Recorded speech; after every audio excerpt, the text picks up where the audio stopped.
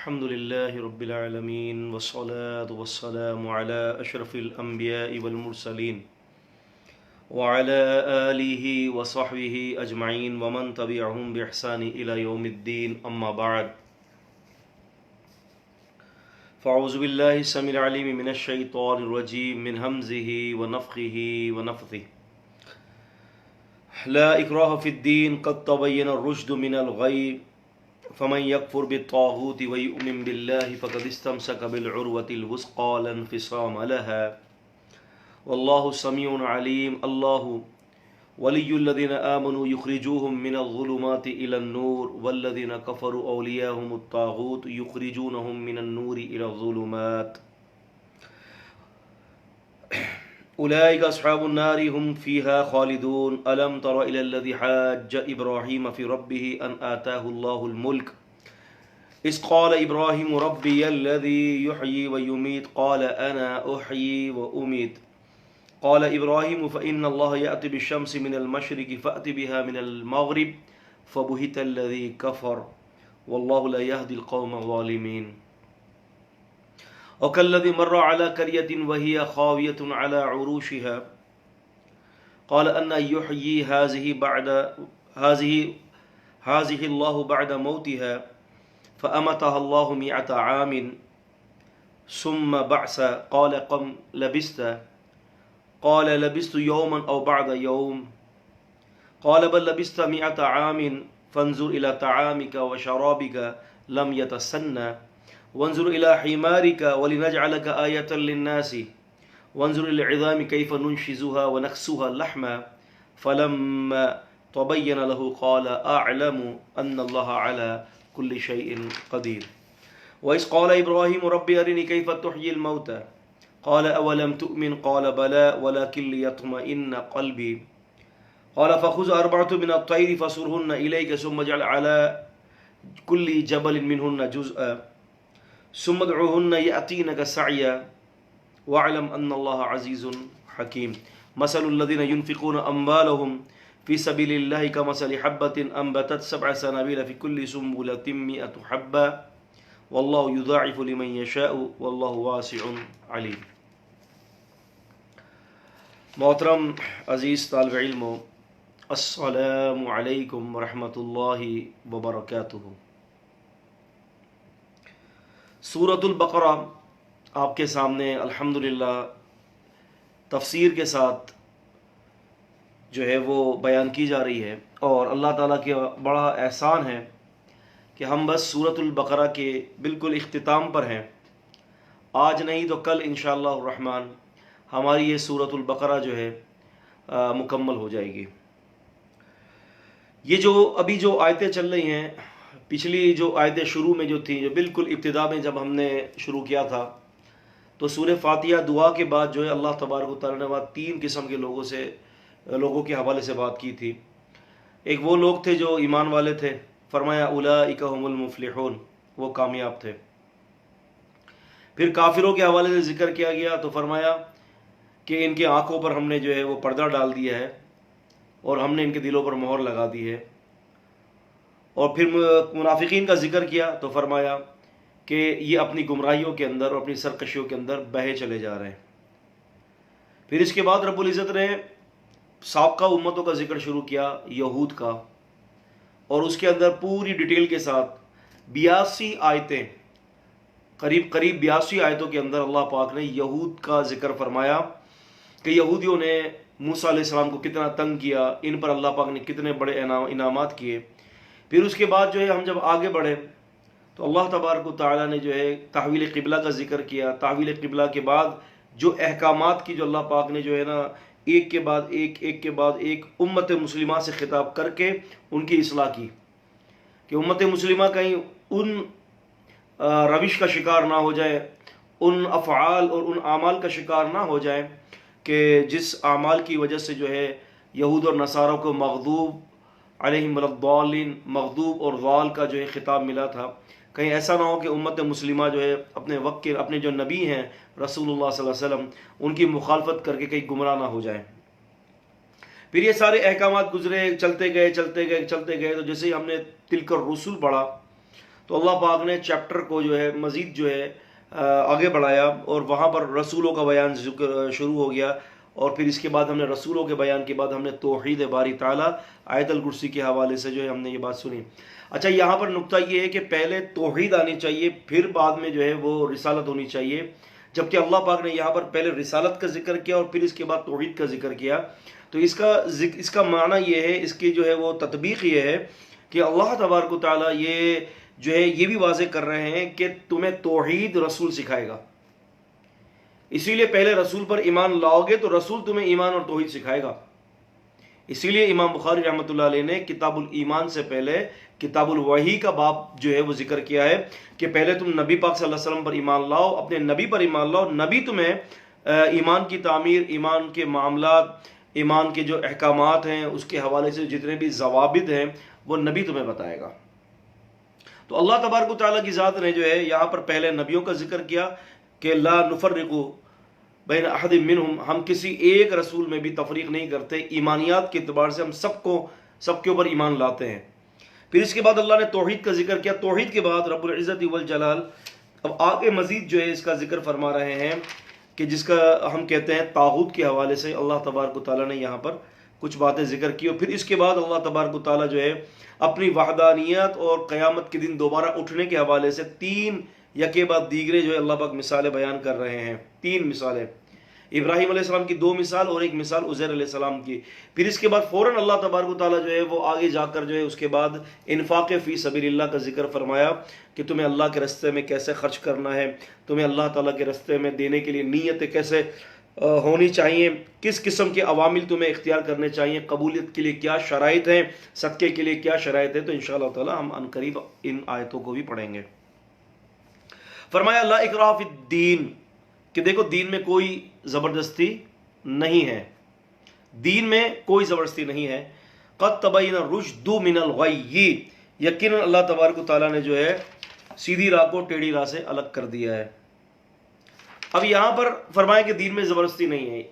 اب دین میں زبردستی نہیں ہے، اس کے معنی کیا ہے اور ہماری عوام اس کے معنی کیا لیتی ہے؟ عوام معنی کچھ اور لیتی ہے اور اس آیت کے اندر معنی کچھ اور ہے۔ عوام کیا معنی لیتی ہے کہ مسلمان عوام ہے، کلمہ گو مسلمان ہے، داڑھی نہیں رکھتی، نماز کا کہا جائے نماز نہیں پڑھتی، اور ساتھ میں یہ آیت پڑھ کے ہمیں بتا دیتے کہ لا اکراہ فی الدین، دین میں زبردستی نہیں، میں نے داڑھی نہیں رکھنی تو نہیں رکھنی، میں نے نماز نہیں پڑھنی تو نہیں پڑھنی۔ تو یاد رکھیں کہ لا اکراہ فی الدین کا تعلق، جو اس آیت کا تعلق ہے، مسلمانوں کے ساتھ نہیں ہے، ان لوگوں کے لیے یہ آیت نہیں ہے کہ جو ایمان میں داخل ہو چکے ہیں، یہ اس آیت کا تعلق تو ان لوگوں سے ہے کہ جو ابھی اسلام میں داخل نہیں ہوئے، کہ آپ زبردستی جو ہے نا دین اسلام کے اندر کسی کو داخل نہیں کر سکتے۔ لا اکراہ فی الدین، دیکھیں نا ابن عباس رضی اللہ تعالیٰ عنہ فرماتے ہیں جاہلیت میں اگر کسی عورت کے بچے زندہ نہ رہتے تو یہ وہ نظر مان لیتی کہ اگر بچہ زندہ رہا تو وہ اسے یہودی بنا دے گی۔ پھر جب بنو نذیر کو جلا وطن کیا گیا تو ان میں انصار کے کئی لڑکے تھے، انصار نے کہا ہم انہیں نہیں چھوڑیں گے، یعنی ہم ان کو جو ہے بے دین کر دیں گے، ہم اپنے مذہب پر لے آئیں گے ان کو زبردستی، اس قسم کی باتیں ہو رہی تھی، ہم یہ یہودی بنا دیں گے، مختلف قسم کی باتیں۔ تو اللہ پاک نے یہ آیت نازل کی کہ بات یہ کہ دین میں زبردستی نہیں ہے، جس کو اسلام قبول کرنا ہے تو وہ خوشی سے اسلام قبول کرے، جس کو اسلام قبول نہیں کرنا تو وہ نہ کرے، پھر اس کا اور اللہ تعالیٰ کا معاملہ ہے۔ عمر رضی اللہ تعالیٰ عنہ کا ایک غلام تھا، آپ یہ چاہتے تھے کہ وہ مسلمان ہو جائے لیکن وہ مسلمان نہیں ہوا، تو عمر رضی اللہ تعالیٰ عنہ فرماتے ہیں، ان کو اشارہ بھی دیا کہ بھئی اگر تم نے اسلام قبول کر لیا تو ہم تمہیں کسی اچھے عہدے پر فائز کریں گے، قابلیت والا شخص تھا، قابل تھا، اس کے اندر قابلیت تھی۔ تو عمر رضی اللہ عنہ کو وہ شخص کہتا ہے کہ امیر المومنین مجھے مسلمان نہیں ہونا، مجھے اسلام قبول نہیں کرنا، تو عمر رضی اللہ عنہ نے فرمایا کہ لا اکراہ فی الدین، دین میں کوئی زبردستی نہیں ہے۔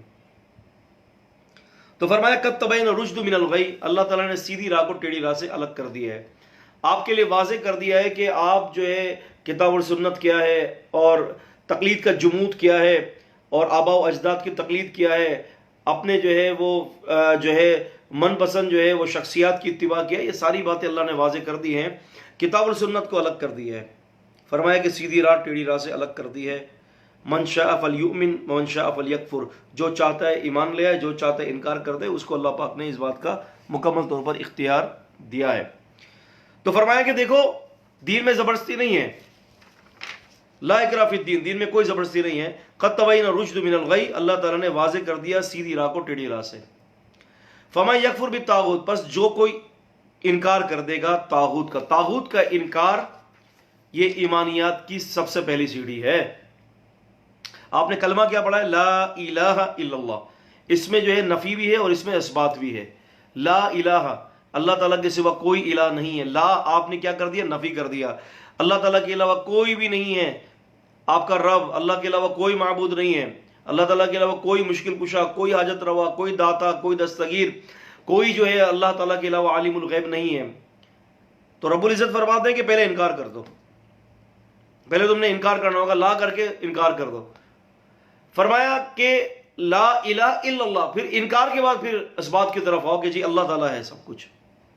تو یہاں پر فرمایا کہ فمن یکفر بالطاغوت، جس نے طاغوت کا انکار کر دیا، جس نے طواغیت کا انکار کر دیا، تو رب العزت والجلال فرماتے ہیں کہ فقد استمسک بالعروۃ الوثقی، تو اس نے ایک مضبوط سہارے کو تھام لیا. طاغوت کا انکار کرنا پڑے گا. یہ طاغوت کیا ہے؟ ہر وہ چیز جو اللہ اور اس رسول کے حکم کے خلاف سر اٹھائے گی وہ طاغوت ہے. تو فرمایا کہ جس نے طاغوت کا انکار کر دیا تو اس نے ایک مضبوط سہارے کو تھام لیا، لن فصام لہ، جو کبھی بھی اس کے لیے چھوٹنا نہیں، یہ سہارا چھوٹے گا نہیں. واللہ سمیع علیم، اور اللہ تعالیٰ سننے والا اور جاننے والا ہے. اللہ ولی الذین آمنوا، اللہ تعالیٰ ولی ہے ان لوگوں کا جو ایمان لائے. اللہ تعالیٰ ایمان والوں کا دوست ہے. فإن اللہ هو مولاه وجبریل وصالح المؤمنین والملائکۃ بعد ذلک ظہیر.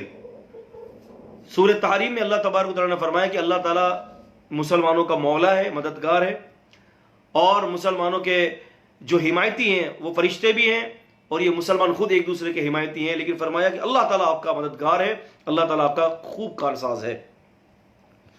تو فرمایا اللہ ولی الذین آمنوا، اللہ تعالیٰ ایمان والوں کا ولی ہے. یعنی یوں سمجھ لیں کہ اگر جو شخص اللہ کا ہو جاتا ہے تو اللہ تبارک و تعالیٰ اس کا ولی بن جاتا ہے، اللہ پاک اس کا دوست بن جاتا ہے.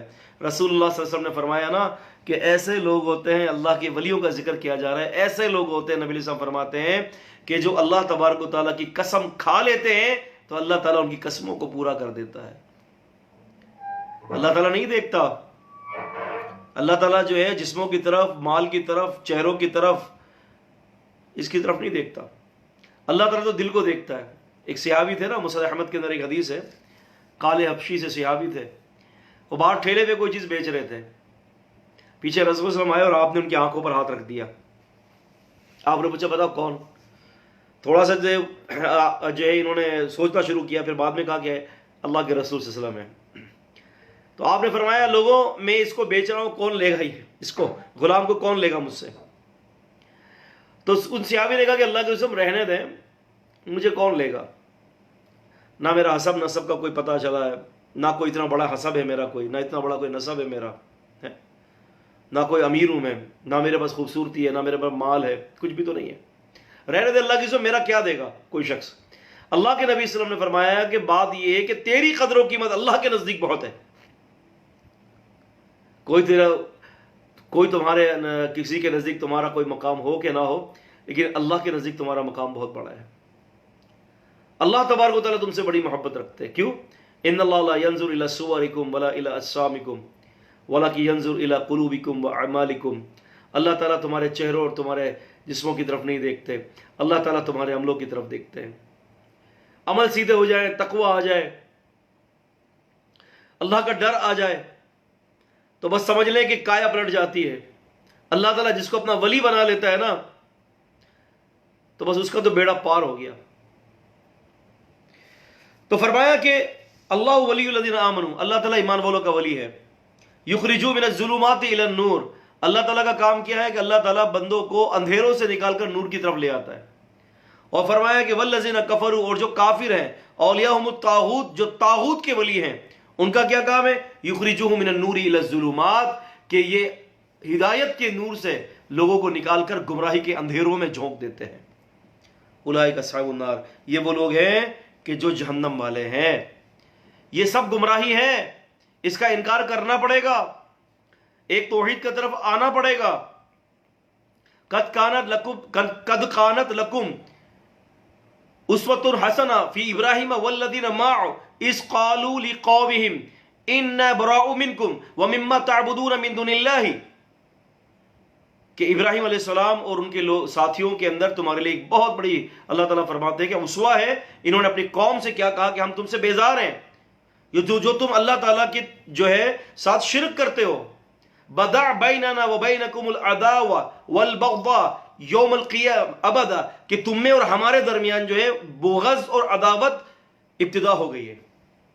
ہم تم سے بغض رکھیں گے، ہم مشرکوں سے بغض رکھیں گے، ہم مشرکوں سے جو ہے وہ عداوت رکھیں گے، حتی تؤمنوا باللہ وحدہ، یہاں تک کہ تم ایک اللہ پر ایمان نہ لاؤ.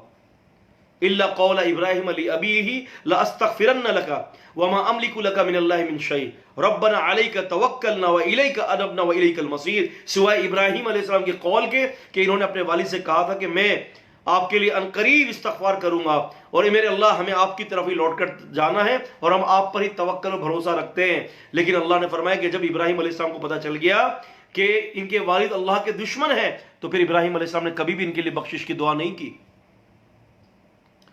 تو رب العزت فرماتے ہیں بدع بیننا وبینکم العداوۃ والبغضاء حتی تؤمنوا باللہ وحدہ، کہ ایمان والے توحید والے یہ ہوتے ہیں کہ مشرکوں سے بغض رکھتے ہیں، اکیلے رہ جاتے ہیں ایک توحید کے لیے. کمال یہ نہیں ہے کہ دنیا میں اکیلے پیدا ہوئے، محترم عزیزوں، کمال تو یہ ہے کہ اس اکیلی ذات کے لیے دنیا میں اکیلے رہ جائیں. کمال یہ نہیں ہے، کمال ہرگز یہ نہیں ہے کہ اکیلے پیدا ہوئے، کمال تو یہ ہے کہ ایک اکیلی ذات کے لیے بندہ اکیلا رہ جائے. ابراہیم علیہ السلام اکیلے رہ گئے تھے ایک اللہ کی توحید کے لیے. سب نے نکال دیا گھروں سے باہر، باپ نے نکال دیا، ماں نے نکال دیا، سب پوری قوم نے نکال دیا، باپ نے نکال دیا، قوم نے نکال دیا، باہر نکال دیا، آگ میں جھونک دیا اللہ کی توحید کے لیے. اور جب اللہ پاک کسی کے ولی بن جاتے ہیں نا، اس کا بیڑا پار ہو جاتا ہے. ابراہیم علیہ السلام کو جب آگ میں ڈالا گیا تھا تو رب العزت نے آگ سے خطاب کیا، قلنا یا نار کونی بردا وسلاما علی ابراہیم، ہم نے کہا کہ اے آگ ابراہیم علیہ السلام کے لیے سلامتی کے ساتھ ٹھنڈی ہو جا.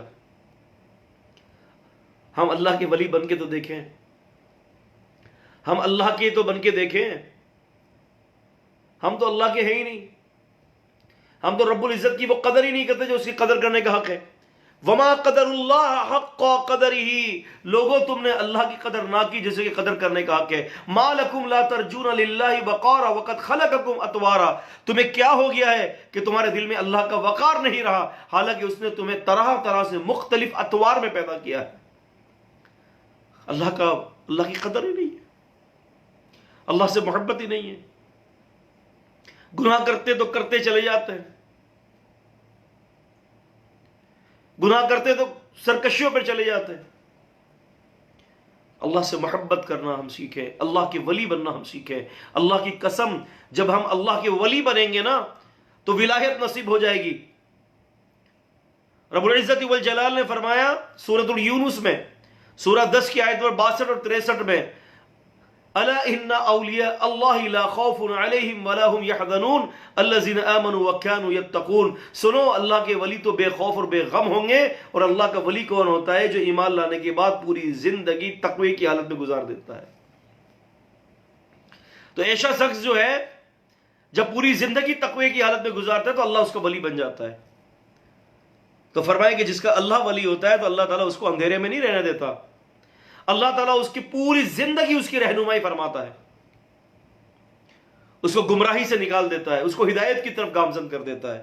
تو فرمایا کہ اللہ ولی الذین آمنوا، اللہ ایمان والوں کا ولی ہے، یخرجوہم من الظلمات الی النور، اللہ تبارک و تعالیٰ ان کو، اپنے ولیوں کو، اپنے دوستوں کو اندھیروں سے، گمراہی سے نکال کر ہدایت کی طرف لے آتا ہے. اور فرمایا کہ جو کافر ہیں، جو طاغوت کے پجاری ہیں، جو طاغوت کے غلام ہیں، جو طاغوت کو اپنا رب بنائے بیٹھے ہوئے ہیں، تو فرمایا کہ یہ کون لوگ ہیں کہ یہ لوگ تمہیں جو ہدایت سے نکال کر تمہیں گمراہی کی طرف لے آتے ہیں.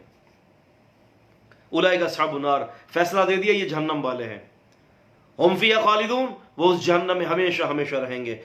اب یہاں پر اللہ تبارک و تعالیٰ نے اس پر بات کرنے کے بعد ایک بڑی زبردست ابراہیم علیہ السلام کی مثال دی، کیونکہ دیکھیں پوری قرآن مجید کی پوری ہسٹری میں اگر آپ دیکھیں گے تو عقیدہ توحید کا جھنڈا جو سب سے زیادہ جس نبی نے اس پر محنت کی، سارے نبیوں نے محنت کی ہے، لیکن ابراہیم علیہ السلام کی تو خصوصیت کچھ اور تھی۔ اب یہ فوراً ابراہیم علیہ السلام کا ذکر کر دیا، الم تر الی الذی حاج ابراہیم فی ربہ ان آتاہ اللہ الملک، الم ترا، کیا تو نے نہیں دیکھا؟ الم ترا، امام مجاہد رحمۃ اللہ علیہ فرماتے ہیں کہ الم ترا اس سے معنی یہ ہے کہ الم تعلم، الم تعلم، الم ترا سے مراد کیا ہے؟ الم تعلم۔ میں نے کل کی تفسیر کے اندر تفصیل سے آپ کو یہ بتایا تھا کہ قرآن مجید میں جہاں بھی آتا ہے الم ترا، کیا تو نے نہیں دیکھا، جبکہ نبی پاک صلی اللہ علیہ وسلم سے یہ کافی جو ہے وہ سینکڑوں سال یا ہزاروں سال پرانا یہ واقعہ تھا، لیکن نبی کریم صلی اللہ علیہ وسلم کو کہا جا رہا ہے الم ترا، کیا اے نبی آپ نے نہیں دیکھا؟ تو امام مجاہد فرماتے ہیں کہ الم ترا سے مراد الم تعلم ہے، کہ کیا آپ کو اس بات کا علم نہیں پہنچا کہ الذی الی الذی، اس ایک شخص کی طرف، حاجہ جو جگڑتا ہے، ابراہیم سے، فی رب ہی، اس کے رب کے بارے میں، ان آتاہ اللہ الملک، کہ اللہ تبارک و تعالیٰ نے اسے وہ حکومت دی تھی۔ ایک آدمی ہے یہاں پر جگڑنے والا جو ابراہیم علیہ السلام کے ساتھ جگڑتا ہے، وہ کس بات پر جگڑتا ہے؟ اس کا دعویٰ کیا ہے؟ اس کا دعویٰ خدائیت کا تھا، اس کا دعویٰ یہ تھا کہ میں بھی زمین اور آسمان کا تصرف کر سکتا ہوں، میں بھی زندہ اور مردہ کر سکتا ہوں۔ اب یہاں اللہ تعالیٰ فرماتا ہے اس قال ابراہیم، جب ابراہیم علیہ السلام نے یہ کہا کہ ربی الذی، میرا رب تو وہ ہے، یحیی و یمیت، جو میرا رب مارتا بھی ہے، زندہ بھی کرتا ہے اور مار بھی دیتا ہے۔ اب میرا رب زندہ بھی کر دیتا ہے اور میرا رب مار بھی دیتا ہے، تو اس شخص نے کیا کہا کہ انا احیی و امیت، میں بھی زندہ اور مار سکتا ہوں۔ اس کی جو ہے وہ دنیا کے اندر اس کی ایک حکومت تھی، اس نے جناب علی دو شخص کو بلایا، ایک کو قتل کروا دیا، ایک کو آزاد کر دیا۔ بعض مفسرین کہتے ہیں اگرچہ اس کے اندر جو ہے کچھ شبہات بھی ہیں، لیکن یہاں مثال دینے کے لیے میں نے آپ کے سامنے یہ بات رکھی ہے کہ جناب علی ایک کو چھوڑ دیا، ایک کو مار دیا۔ آگے دیکھو، بعض مفسرین کہتے ہیں کہ نہیں یہ بات درست نہیں ہے، کیونکہ وہ تو ہے ہی جھوٹا شخص، تو جھوٹے سچ کا سہارا یہاں کیوں لے گا؟ لیکن بات یہ ہے کہ اس نے جب یہ دعویٰ کیا تو فوراً ابراہیم علیہ السلام نے حاضر جوابی رکھی، اور ابراہیم علیہ السلام نے فرمایا قال ابراہیم، ابراہیم علیہ السلام نے کہا کہ فإن اللہ، پھر یقیناً اللہ تبارک و تعالی، یأتی بالشمس من المشرق، میرا رب جو ہے، میرا اللہ جو ہے سورج کو مشرق سے لاتا ہے، فأتی بها من المغرب، تو مغرب سے لے آ۔ چل تو یہ کہتا ہے نا، دعویٰ کرتا ہے نا کہ میں زندہ بھی کرتا ہوں، میں مار بھی دیتا ہوں، یعنی میں بڑی طاقت والا ہوں، میرے پاس بڑی قوت ہے، تو پھر ابراہیم علیہ السلام نے فرمایا کہ تو یہ کام کر لے کہ یہ جو سورج جو ہے مشرق سے آتا ہے، تو آج مغرب سے نکال دے اس کو، چل۔ اچھا یہاں پر میں آپ کو یہ بات بتاتا چلوں کہ ابراہیم علیہ السلام نے، عزیز طالب علموں، یہ جو مثال دی ہے نا ابراہیم علیہ السلام نے، یہ مثال وہ ہے جو سامنے ہے، سورج کی مثال، چاند کی مثال۔ اللہ تبارک و تعالیٰ نے بھی آپ کو جتنی بھی قرآن مجید کے اندر مثالیں دی ہیں نا، کہ سنوریہم آیاتنا فی الآفاق وفی انفسہم حتی یتبین لہم انہ الحق، ہم ان قریب اپنی نشانی ان کو افق پر دکھائیں گے اور ان کو ان کی جانوں میں دکھائیں گے، ان کو یہ بات واضح ہو جائے گی کہ یہ وحی الہی، یہ اللہ کی کتاب حق اور سچ ہے۔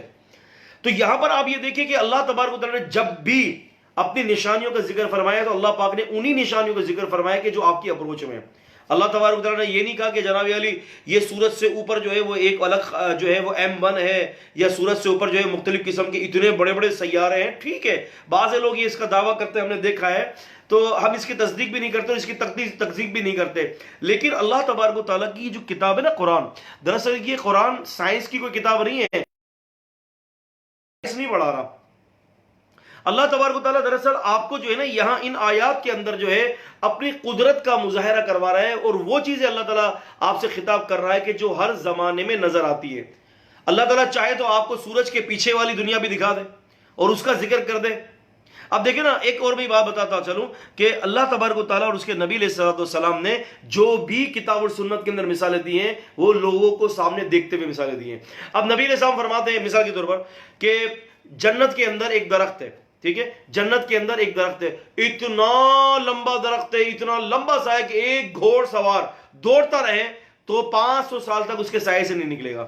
اب اگر نبی علیہ السلام اس دور میں یہ مثال دے دیتے کہ ایک راکٹ جو ہے تیزی سے اس کے اندر سے بھاگے اس کے سائے میں سے، تو راکٹ 500 سال تک باہر نہیں نکل سکے گا. تو صحابہ پوچھتے تھے کہ یہ راکٹ کیا چیز ہے؟ یہ لازمی سی بات ہے کہ بات سامنے والے کو دیکھ کر کی جاتی ہے. تو اللہ تبارک و تعالیٰ نے پورے قرآن مجید کے اندر اور نبی پاک صلی اللہ علیہ وسلم کی حدیثوں کے اندر یہ جتنی بھی مثالیں ہیں، تلک الامثال نضربها للناس، ساری مثالیں اللہ تبارک و تعالیٰ جو ہے لوگوں کو دیکھتے ہوئے اور ان کی آسانی کے ساتھ، اور وہ مثالیں اللہ پاک بیان کرتے ہیں جو ہر آدمی، ہر خاص اور ہر عام آدمی اس کا جو ہے مشاہدہ کر لے اور اس کا مشاہدہ ہر آدمی کے اپروچ میں ہو. تو اس قاعدے کو اور کلیے کو یاد رکھیے گا. تو یہاں پر اللہ تعالیٰ فرماتے ہیں کہ ابراہیم علیہ السلام نے جب کہا کہ تو ایک کام کر، مغرب سے لے آ، فبوہت الذی کفر. فبوہت الذی کفر، وہ کافر جو ہے حیران اور پریشان ہو گیا، وہ کافر جو ہے وہ حیرت زدہ رہ گیا. فبوہت، پریشان ہو گیا کہ یہ کیا جواب دے دیا انہوں نے، اب یہ میں کیسے کر سکتا ہوں. ایک آدمی مجھ سے کہتا ہے کہ جی یہ انسان خود بخود پیدا ہو گیا ہے، یہ زمین اور آسمان کی پیدائش اور یہ سورج اور چاند کا جناب علی آگے پیچھے ہونا، یہ کوئی کسی کا کام نہیں، یہ اتفاقی طور پر ہے. میں کہتا ہوں یار کیسے اتفاقی طور پر ہے؟ آپ دیکھیں نا، آپ کو جو ہے جناب علی کوئی چیز چبانی ہے، اس کے لیے دانت دے دیے گئے، یہ اتفاقی طور پر دانت آ گئے. اچھا آپ کو مضبوط چیز چبانی ہے تو اس کے لیے 2 داڑیں یہ مضبوط دے دی گئی، باقاعدہ سسٹم کے تحت کام ہوا ہے آپ کا. آپ کے ناک کے اندر مٹی نہ چڑھ جائے تو آپ کے ناک کے اندر اللہ پاک نے بالوں کو پیدا کر دیا کہ تاکہ وہ مٹی نہ جائے. یہ خود بخود اتفاقی طور پر ہو گیا. یعنی اتفاق کو پتا ہے کہ ساری چیزیں اس باڈی کو کس چیز کی ضرورت ہوگی ہے. آپ اندازہ کریں، آپ کانوں کے اندر مٹی نہ جائے، کانوں کے سائیڈوں میں بال اللہ تعالیٰ نے پیدا کر دیے. آنکھ کے اوپر جو ہے جناب علی پلکیں دے دی آپ کو کہ جیسے ہی کوئی چیز ٹکراتی ہے تو پہلے اس پلکوں پہ ٹچ ہوتے ہی آنکھ بند ہو جاتی ہے. یہ سارا سسٹم ہے. انسان کے اندر نفسانی خواہشات، شہواتی خواہشات، اس کی جو ہے وہ نسل کو گروتھ دینے کے لیے سارا سسٹم اللہ نے پیدا کیا. یہ سارا خود بخود ہو گیا، کوئی پیدا کرنے والا نہیں ہے. اب اندازہ کریں کس قسم کی حماقت ہے. ابھی ایک ملحد ہے، وہ اکثر و بیشتر جو ہے وہ میڈیا پر آتا ہے، وہ کہتا خود بخود سب کچھ ہو گیا. اچھی بات ہے، خود بخود ہو گیا. یہ کیسے خود بخود ہو گیا کہ جو چیز انسان کی ضرورت ہے، جو اس کے لیے امپورٹنٹ ہے، جو اس کی نیڈ ہے، خود بخود ہو گیا. اندازہ کریں. اچھا دیکھیں یہ 5 انگلیاں ہیں، محترم طالب علموں دیکھیں یہ 5 انگلیاں ہیں نا، ایک ہاتھ کی جو ہے 5 انگلیاں ہیں. اللہ کی قسم آپ کو 6ٹھی انگلی کی ضرورت نہیں پڑے گی، اور اگر کسی کی 6ٹھی انگلی ہوتی تو معیوب ہوتا ہے وہ ہاتھ. تو اللہ تبارک و تعالیٰ نے یہ 5 انگلیاں دی ہیں، یہ انف ہے آپ کے لیے، یہ کافی ہے، آپ کو 6ٹھی انگلی کی ضرورت نہیں ہے. اگر کسی کی تیسری آنکھ ہو، اگر یہاں کسی کی آنکھ لگ جائے تو آپ اس کو کیا کہیں گے؟ کیسا عجیب لگ رہا ہے یار. آپ نے دیکھا نا کسی کی جناب علی وہ منہ ٹیڑھا ہوتا ہے، یا کسی کے جو ہے وہ ہونٹ پھٹے ہوئے ہوتے ہیں، یا کسی کے کان نہیں ہوتے، تو کتنا عجیب لگتا ہے. تو اللہ تبارک و تعالیٰ کی یہ ساری خلقت ہے. تو بھائی بات یہ ہے کہ یہ اللہ تبارک و تعالیٰ اپنی نشانیاں آپ کو بتا رہا ہے کہ دیکھو میری کیسی نشانیاں ہیں جو میں نے تمہارے اندر پیدا کی ہیں اپنی نشانیاں دکھانے کے لیے. اور آپ غور کریں اللہ تعالیٰ کی کیسی کیسی نشانیاں ہیں، انسان کی عقل سے بالاتر رہی وہ نشانی کہ یا اللہ ہر بات کے اندر نشانی پیدا ہوئی ہے. تو فرمایا رب العزت نے فبہت الذی کفر، وہ کافر حیران رہ گیا. واللہ لا یہدی القوم الظالمین، اور اللہ تعالیٰ ظالموں کو ہدایت نہیں دیتا. ظالم کون ہے؟ ظالم وہ ہیں جو ملحد ہیں، ظالم وہ ہے جو زندیق ہیں، ظالم وہ ہے جو کفر کرتے ہیں، ظالم وہ ہے جو مشرک ہیں. یہ لوگ ظالم ہیں اور اللہ تعالیٰ ایسے ظالموں کو جو ہے ہدایت نہیں دیتا. او کالذی، ایک مثال ابراہیم علیہ السلام کی دے دی، اب فوراً دوسری ایک مثال دی. او کالذی، یا اس شخص کی طرح، مر علی قریہ، کہ وہ شخص گزرا، قریہ قریۃ معنی ہا ہنا، یہاں پر جو مطلب ہے قریہ کا وہ کیا ہے؟ بستی ہے. فرمایا کہ ایک شخص گزرا، مرہ گزرا، علی قریہ بستی پر، وہی خاویۃ، اور وہ خاویہ تھی. خاویہ کے باب ضربہ سے اس میں فاعل ہے اور اس کا مادہ ہے خا واو یا خاوی، خاوی جس کا معنی ہے کھوکھلا ہونا. جب کوئی چیز کھوکھلی ہوتی ہے تو وہ گر جاتی ہے. تو رب العزت والجلال فرماتے ہیں کہ وہی خاویۃ علی عروشها، اور وہ جو تھی بستی اپنے چھتوں کے بل کھوکھلی ہو کر گر چکی تھی. قال، کہا، بعض مفسرین فرماتے ہیں کہ یہ عزیر علیہ السلام تھے. عزیر علیہ السلام نے کہا، اس شخص نے کہا، ان یحیی هذه اللہ بعد موتها، کہ اللہ تعالیٰ اس کو مرنے کے بعد کیسے زندہ کرے گا. اللہ تبارک و تعالیٰ نے کیا کیا؟ اللہ پاک نے دلائل نہیں دیے، اللہ تعالیٰ نے ان کے جان کے اندر اس کی جو ہے اللہ تبارک و تعالیٰ نے ایک نشانی دے دی. فَأَمَتَهُ اللَّهُ مِئَةَ عَامٍ، اللہ تبارک و تعالیٰ نے 100 سال تک ان کو موت دے دی، 100 سال. ثم بعث، پھر اٹھا دیا. قال، کہا، کم لبثت، کتنے سال آپ میت کی حالت میں رہے، موت کی حالت میں؟ قال لبثت یوما او بعد یوم، کہا کہ ایک دن یا ایک دن کا کچھ حصہ. قال، اللہ نے فرمایا بل لبثت 100 عام، بلکہ تم پورے 100 سال تک اس حالت کے اندر رہے. 100 سال کا عرصہ گزر گیا. اور پھر نشانی کے لیے ایک ہوتا ہے کہ علم قلب کی یقین کے لیے، ایک ہوتی ہے کہ جو ہے وہ یقین بصارت، آنکھوں کو دیکھنے کے لیے، اس کی جو ہے کہ بندہ آنکھوں سے چاہتا ہے کہ آنکھوں میں تسلی ہو جائے. تو پھر اللہ تبارک و تعالیٰ نے یہ تسلی کرنے کے لیے اللہ پاک نے فرمایا فانظر الی طعامک وشرابک لم یتسنى، اپنے کھانے پینے کی طرف دیکھ لو ذرا، کوئی چیز بھی خراب نہیں ہوئی. 100 سال تک کھانا پینا ایسے کیسا محفوظ ہے. وانظر الی حمارک، ذرا اپنے گھوڑے کی طرف دیکھ لو، اپنے گدھے کی طرف دیکھو، حمار گدھا، اپنے گدھے کی طرف دیکھ لو. وَلِنَجْعَلَكَ آیَةً لِلنَّاسِ، ہم اس واقعے میں لوگوں کے لیے نشانی بنا دیں گے. وَانظُرْ إِلَى الْعِظَامِ، اب دیکھو اس گدھے کی ہڈیوں کی طرف. كَيْفَ نُنْشِزُهَا وَنَكْسُهَا لَحْمًا، ہم کس طرح سے اس ہڈیوں کے اوپر گوشت چڑھاتے ہیں اور کس طرح سے ہم اس کو سیدھا کرتے ہیں. فَلَمَّا تَبَيَّنَ لَهُ، جب یہ ساری چیزیں واضح ہو گئیں، کھانا دیکھا بالکل ٹھیک ہے، خود کو دیکھا تو 100 سال بعد اللہ نے اٹھایا، خود بھی بالکل ٹھیک ہے. جب گدھے کو دیکھا تو ہڈیاں چمک رہی تھی. یا اللہ یہ کیسے ہوگا، یہ بستی کیسے، اللہ تعالیٰ آپ اس کو کیسے کھڑا کریں گے؟ علم یقین تھا، لیکن جب اپنا جو ہے عین الیقین چاہ رہے تھے، علم یقین تھا، عین الیقین چاہ رہے تھے، یا اللہ کچھ دکھا بھی دے. اللہ پاک نے فرمایا کہ اچھا دیکھ لو. 100 سال بعد جو ہے اٹھایا، وہ میت ہو چکے تھے، 100 سال کے بعد اٹھایا، خود بالکل ٹھیک، 100 سال تک بالکل ٹھیک. پھر فرمایا کہ دیکھو کھانا پینا بالکل ٹھیک. اب گدھے کو دیکھو، ہڈیاں چمک رہی ہیں. اچھا اب تم گدھے کو دیکھو، ہم نے کس طرح سے اس کے اوپر گوشت پوشت چڑھایا اور کس طرح سے ہم اس کو اٹھا دیں گے. دوبارہ اٹھا دیا. کیا کہا؟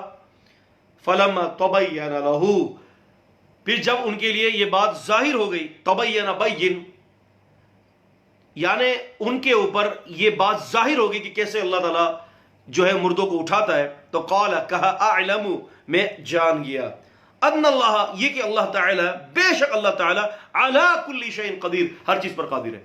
رسول اللہ صلی اللہ علیہ وسلم کے دور میں ایک آدمی آیا اور ایک وہ ہڈی کو لایا، بہت سیدھا ہڈی، کسی مردے کی ہڈی تھی، اور ہڈی کو اس طرح سے مسل رہا تھا اور کہنے لگا کہ کیا مرنے کے بعد دوبارہ ہم کھڑے ہوں گے؟ اس کو یہ بات سمجھ میں نہیں آ رہی، کیونکہ نبی علیہ السلام کے دور میں جو فرقے تھے، یہ جو بڑے بڑے مذاہب تھے، جو فرقے تھے، وہ کون کون سے تھے؟ ایک تو کفار قریش اور کفار مکہ تھے. ان کو سمجھ میں نہیں آ رہا تھا کہ مرنے کے بعد کیسے ہم اٹھیں گے. اسی لیے یہ کہہ رہے تھے کہ اذا متنا وکنا ترابا ذلک رجع بعید، جب ہم مر جائیں گے اور مٹی ہو جائیں گے تو کیا ہمیں دوبارہ کھڑا کیا جائے گا؟ یہ بات سمجھ میں نہیں آ رہی تھی ان کو. رسول اللہ صلی اللہ علیہ وسلم فرماتے ہیں ایک آدمی نے مرنے سے پہلے یہ وصیت کی کہ میری جو لاش ہے اس کو جلا ڈالنا.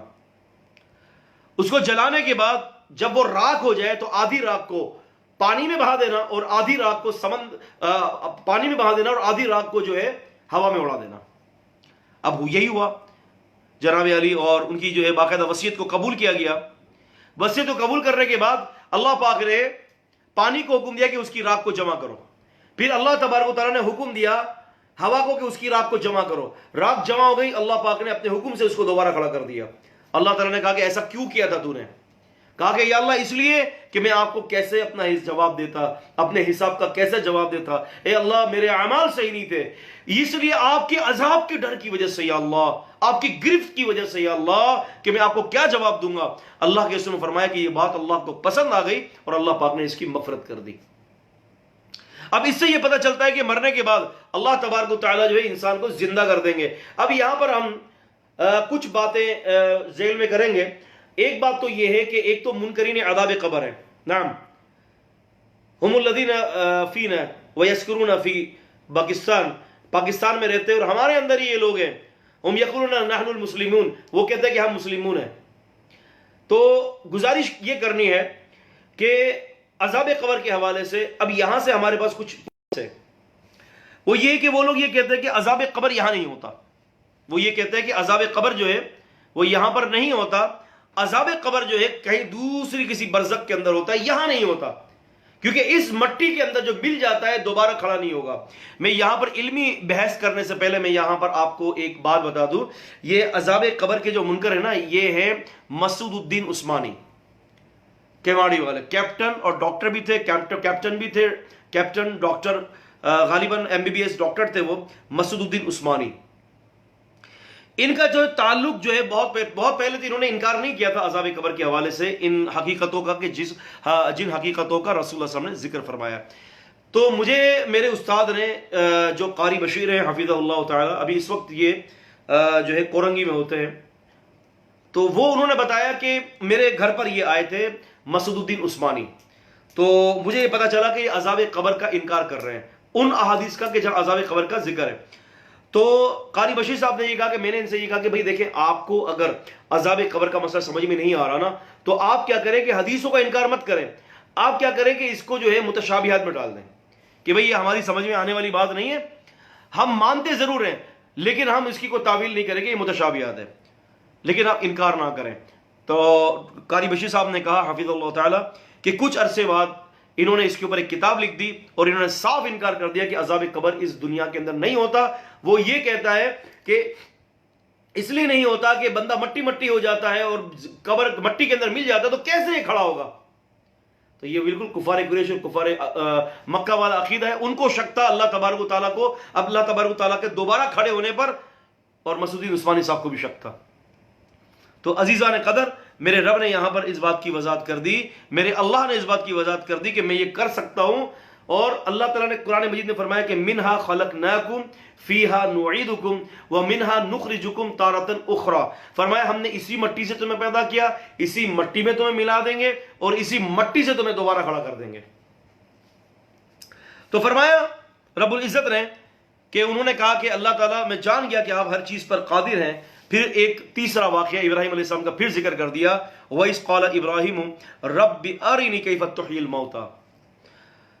جو جب کہا ابراہیم علیہ السلام نے, اے میرے رب مجھے بتائیے آپ کیسے مردوں کو زندہ کریں گے. اب یہاں پر کیا تھا, یہاں پر مردے کو زندہ کرنے کے حوالے سے ابراہیم علیہ السلام کو شک نہیں تھا, عین الیقین تھا اور علم یقین بھی تھا, لیکن وہ صرف آنکھوں سے دیکھنا چاہتے تھے کہ یا اللہ میرا ایمان تو ہے. اور پھر اللہ پاک نے فرمایا اولم تؤمن, آپ ایمان نہیں لے میرے اس مسئلے کے اوپر, میری اس قدرت پر. قال بلا, کہا کیوں نہیں. ولکن لیطمئن قلبی, لیکن دل کو مطمئن کرنا چاہتا ہوں, دیکھ کر دل مزید طمانینت کی طرف آ جائے گا. ہمارے ساتھ بھی ایسا ہوتا ہے نا کہ ہم بسا اوقات جو ہے وہ اللہ تعالیٰ کی قدرت کو پڑھ رہے ہوتے ہیں اور ہمارا ایمان عرصے سے ہے اللہ کی قدرت پر, اور ایک دم سے اللہ تعالیٰ اس قدرت کا کوئی نظارہ دکھا دیتا ہے, تو کیسے دیکھنے کے بعد جو ہے وہ عین الیقین کے بعد کس طرح سے ایمان جو ہے وہ آسمان کی سطح پر پہنچ جاتا ہے.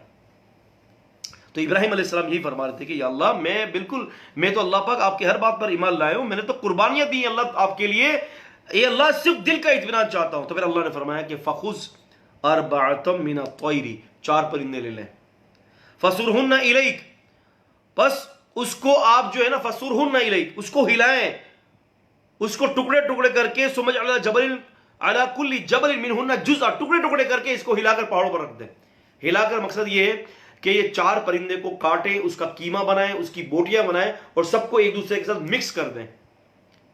اگر ایک خون کسی کا دوسرے خون کے ساتھ ملا دیا جائے تو پھر اس کو الگ کرنا بڑا مشکل ہوتا ہے. تو اللہ پاک نے ملوا دیا کہ اس کو بوٹی کرو اور سب کو آپس میں ملا دو, اور پھر کیا کرو, پہاڑ پر رکھ دو, اور پھر اس کے بعد سمدعوہن, پھر آپ اس کو پکاریں, ادعوہن, آپ ان کو بلائیں, یاتینک سعیا, آپ کے بلانے کے ساتھ ہی یہ سارے پرندے دوڑتے ہوئے آپ کی طرف آ جائیں گے.